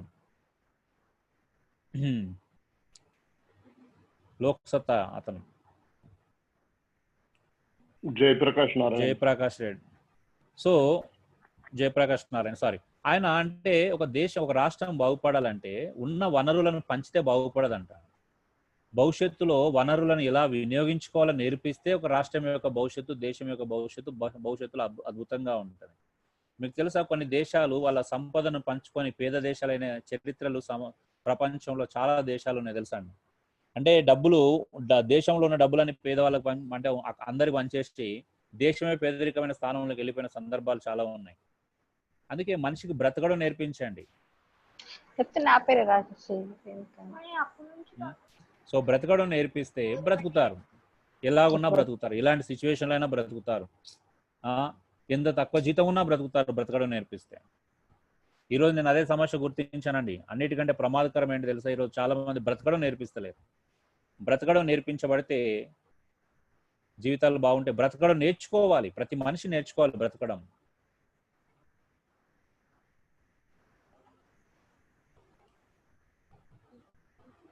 సో ఇదండి, థ్యాంక్ యూ. ప్రార్థన చేయండి, ఎవరైనా ఒకరు ప్రార్థన చేసిన తర్వాత మీరు ఇంకేమైనా ఉంటే మాట్లాడుకుందాం.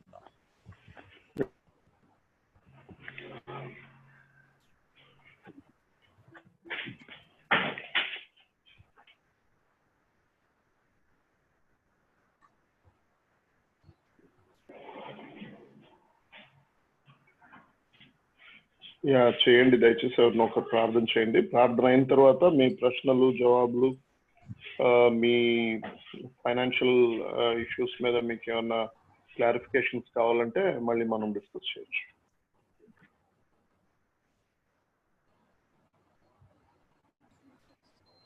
అన్న నేను చేస్తానా? ప్లీజ్ శ్రీనివాస్. పరిశుద్ధమైన మా దేవ, జీవం గల తండ్రి, మీకు వందనాలు నాయన.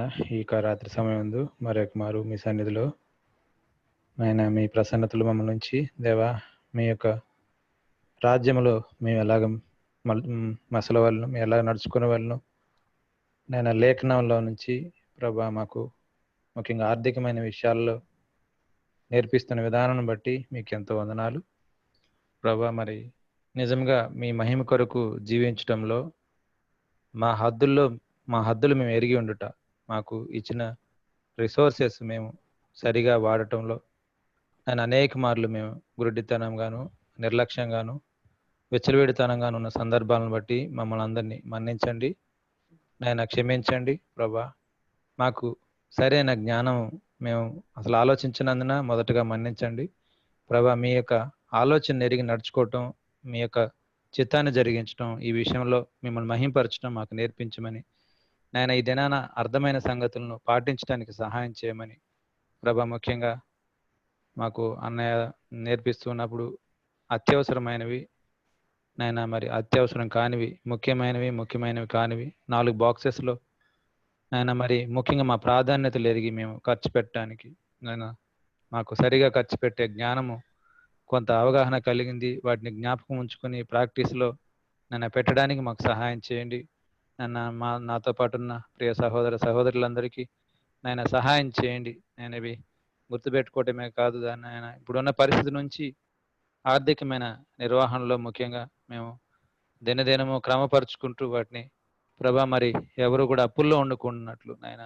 అప్పుగా ఉండటం అది ఒక దాస్యత్యం అని మేము వింటున్నాం. అలాగే మీకు మహిమకరం కూడా కాదని, నేను నీతిమంతులు నేను అప్పులు చేయటం అటువంటివి చేయరని, మీ యొక్క మనసెరిగి నడుచుకుంటారని మేము వింటున్నాం. ప్రభా మాకు సహాయం చేయండి నాయన. మిమ్మల్ని మహింపరచుటకు ఈ విషయంలో మాకు కృప దయచేయండి. నిజంగా ఈ దినము నుంచి మేము మరి కొద్ది దినముల్లో కొద్ది నెలల్లో ప్రభు ఈ అన్ని విషయాలను సెట్ చేసుకోవడానికి అన్న మాకు నేను సలహా ఇచ్చినట్లుగా నాయన, మరి ముఖ్యంగా అత్యవసరమైన వాటిని, ఎక్కువ అప్పు ఉన్న వడ్డీ ఉన్న వాటిని చెల్లించుటకు, క్రమక్రమంగా వాటిని తగ్గించుకుంటకు నాయన, అలాగే మేము ఇతరులకు పూటపడకుండా నాయన, మరి మధ్యవర్తిత్వం చేయకుండా, అలాగే మేము నేను ఇవన్నీ వదిలించుకొని ప్రభా నిజంగా మా తోటి సోదరులను ప్రేమించినప్పుడు ఆయన మేము వాటి విషయంలో ముఖ్యంగా వారికి అక్కర్లు తీర్చడంలో నేను మేము అది ముందుకు రావటంలో మా యొక్క మిగులుబడి మాకు నేను అది ఉపయోగకరంగా ఉండనట్లు నేను వ్యర్థమైన వాటిని మేము తగ్గించుకుంటకు సహాయం చేయమని, నేను తోటి వారిని ప్రేమించేటప్పుడు మాటలు చెప్పడం కాదు కానీ వారి అక్కర్లు తీర్చడంలో కూడా ముందుండటానికి, మా చుట్టూ ఉన్నవారు ఇబ్బందుల్లో నేను కష్టాల్లో ఉన్నప్పుడు వారి అవసరాలు తీర్చడం కూడా మేము మరి ఆర్థిక నిర్వహణలో మేము సరైన ఉంటేనే అవి చేయగలుగుతాం కనుక మాకు సహాయం చేయమని ప్రభా కృప చూపించమని మమ్మల్ని అందరినీ మీకు అప్పగిస్తున్నాం. ప్రభా మాతో పాటు నేను మరి చేరి వచ్చినటువంటి బిడ్డల్లో కొందరు ప్రభా మరి ముఖ్యంగా బలహీనంగా కోవిడ్ బారిన పడి ప్రభా కొంత నేను బలహీనంగా ఉన్న వారందరినీ కూడా నేను మీరు బలపరచండి. రాజన్న కుటుంబాన్ని మీరు దినదినమునైనా మీరు స్వస్థపరుస్తూ దాన్ని ఆ యొక్క స్థితి నుండి బయట తీసుకొస్తున్నందుకు మీకు ఎంతో వందనాలు. నేను మా కుటుంబాన్ని నాయన మీరు త్వరగా కోలుకున్నట్లు చేసినట్లుగానే నేను అందరినీ కూడా సూజన్ సిస్టర్ని అందరినీ ప్రభా మీరు స్వస్థపరచమని, ముఖ్యంగా లేటెస్ట్గా మరి ముఖ్యంగా మా బ్రదర్ నాయన రఘుని బట్టి మేము ప్రార్థన చేస్తున్నాం. ప్రభా తన్ని కూడా నాయన మరి పిల్లల్ని అయితే ఐసోలేట్ చేసినట్లుగా విన్నాం, కానీ వారికి రాకుండా, అలాగే సిస్టరు అలాగే కుటుంబం అంతటి కూడా ఎఫెక్ట్ కాకుండా ప్రభా సహాయం చేయండి. తనకు కూడా నేను మేము ముందుగా మా సహోదరులు ప్రార్థించినట్లు నెమ్మది గల మనసు, మీ మీద ఆనుకుంటా మీ జ్ఞానము, మీ శక్తి, మీ ప్రేమ మీద ఆధారపడటం నేర్పించమని, అందరికి కూడా ఎక్కడ కూడా మేము బయటకు వెళ్తున్నప్పుడు వస్తున్నప్పుడు నేను నిర్లక్ష్యంగా ఉండకుండా సహాయం చేయమని, నేను కరోనా విషయంలో ఎవరు ఇబ్బంది పడకుండా సహాయం చేయమని, కృప చూపించమని, ప్రొటెక్ట్ చేయమని మమ్మల్ని మీకు రాత్రి అప్పగించుకుంటూ ఫర్దర్గా జరగబోయే డిస్కషన్ కూడా మీరు జ్ఞాపకం చేసుకొని నడిపించమని యేసుక్రీస్తు వారి పరిశుద్ధ నామమున ప్రార్థించి వేడుకుంటున్నాము తండ్రి. Amen.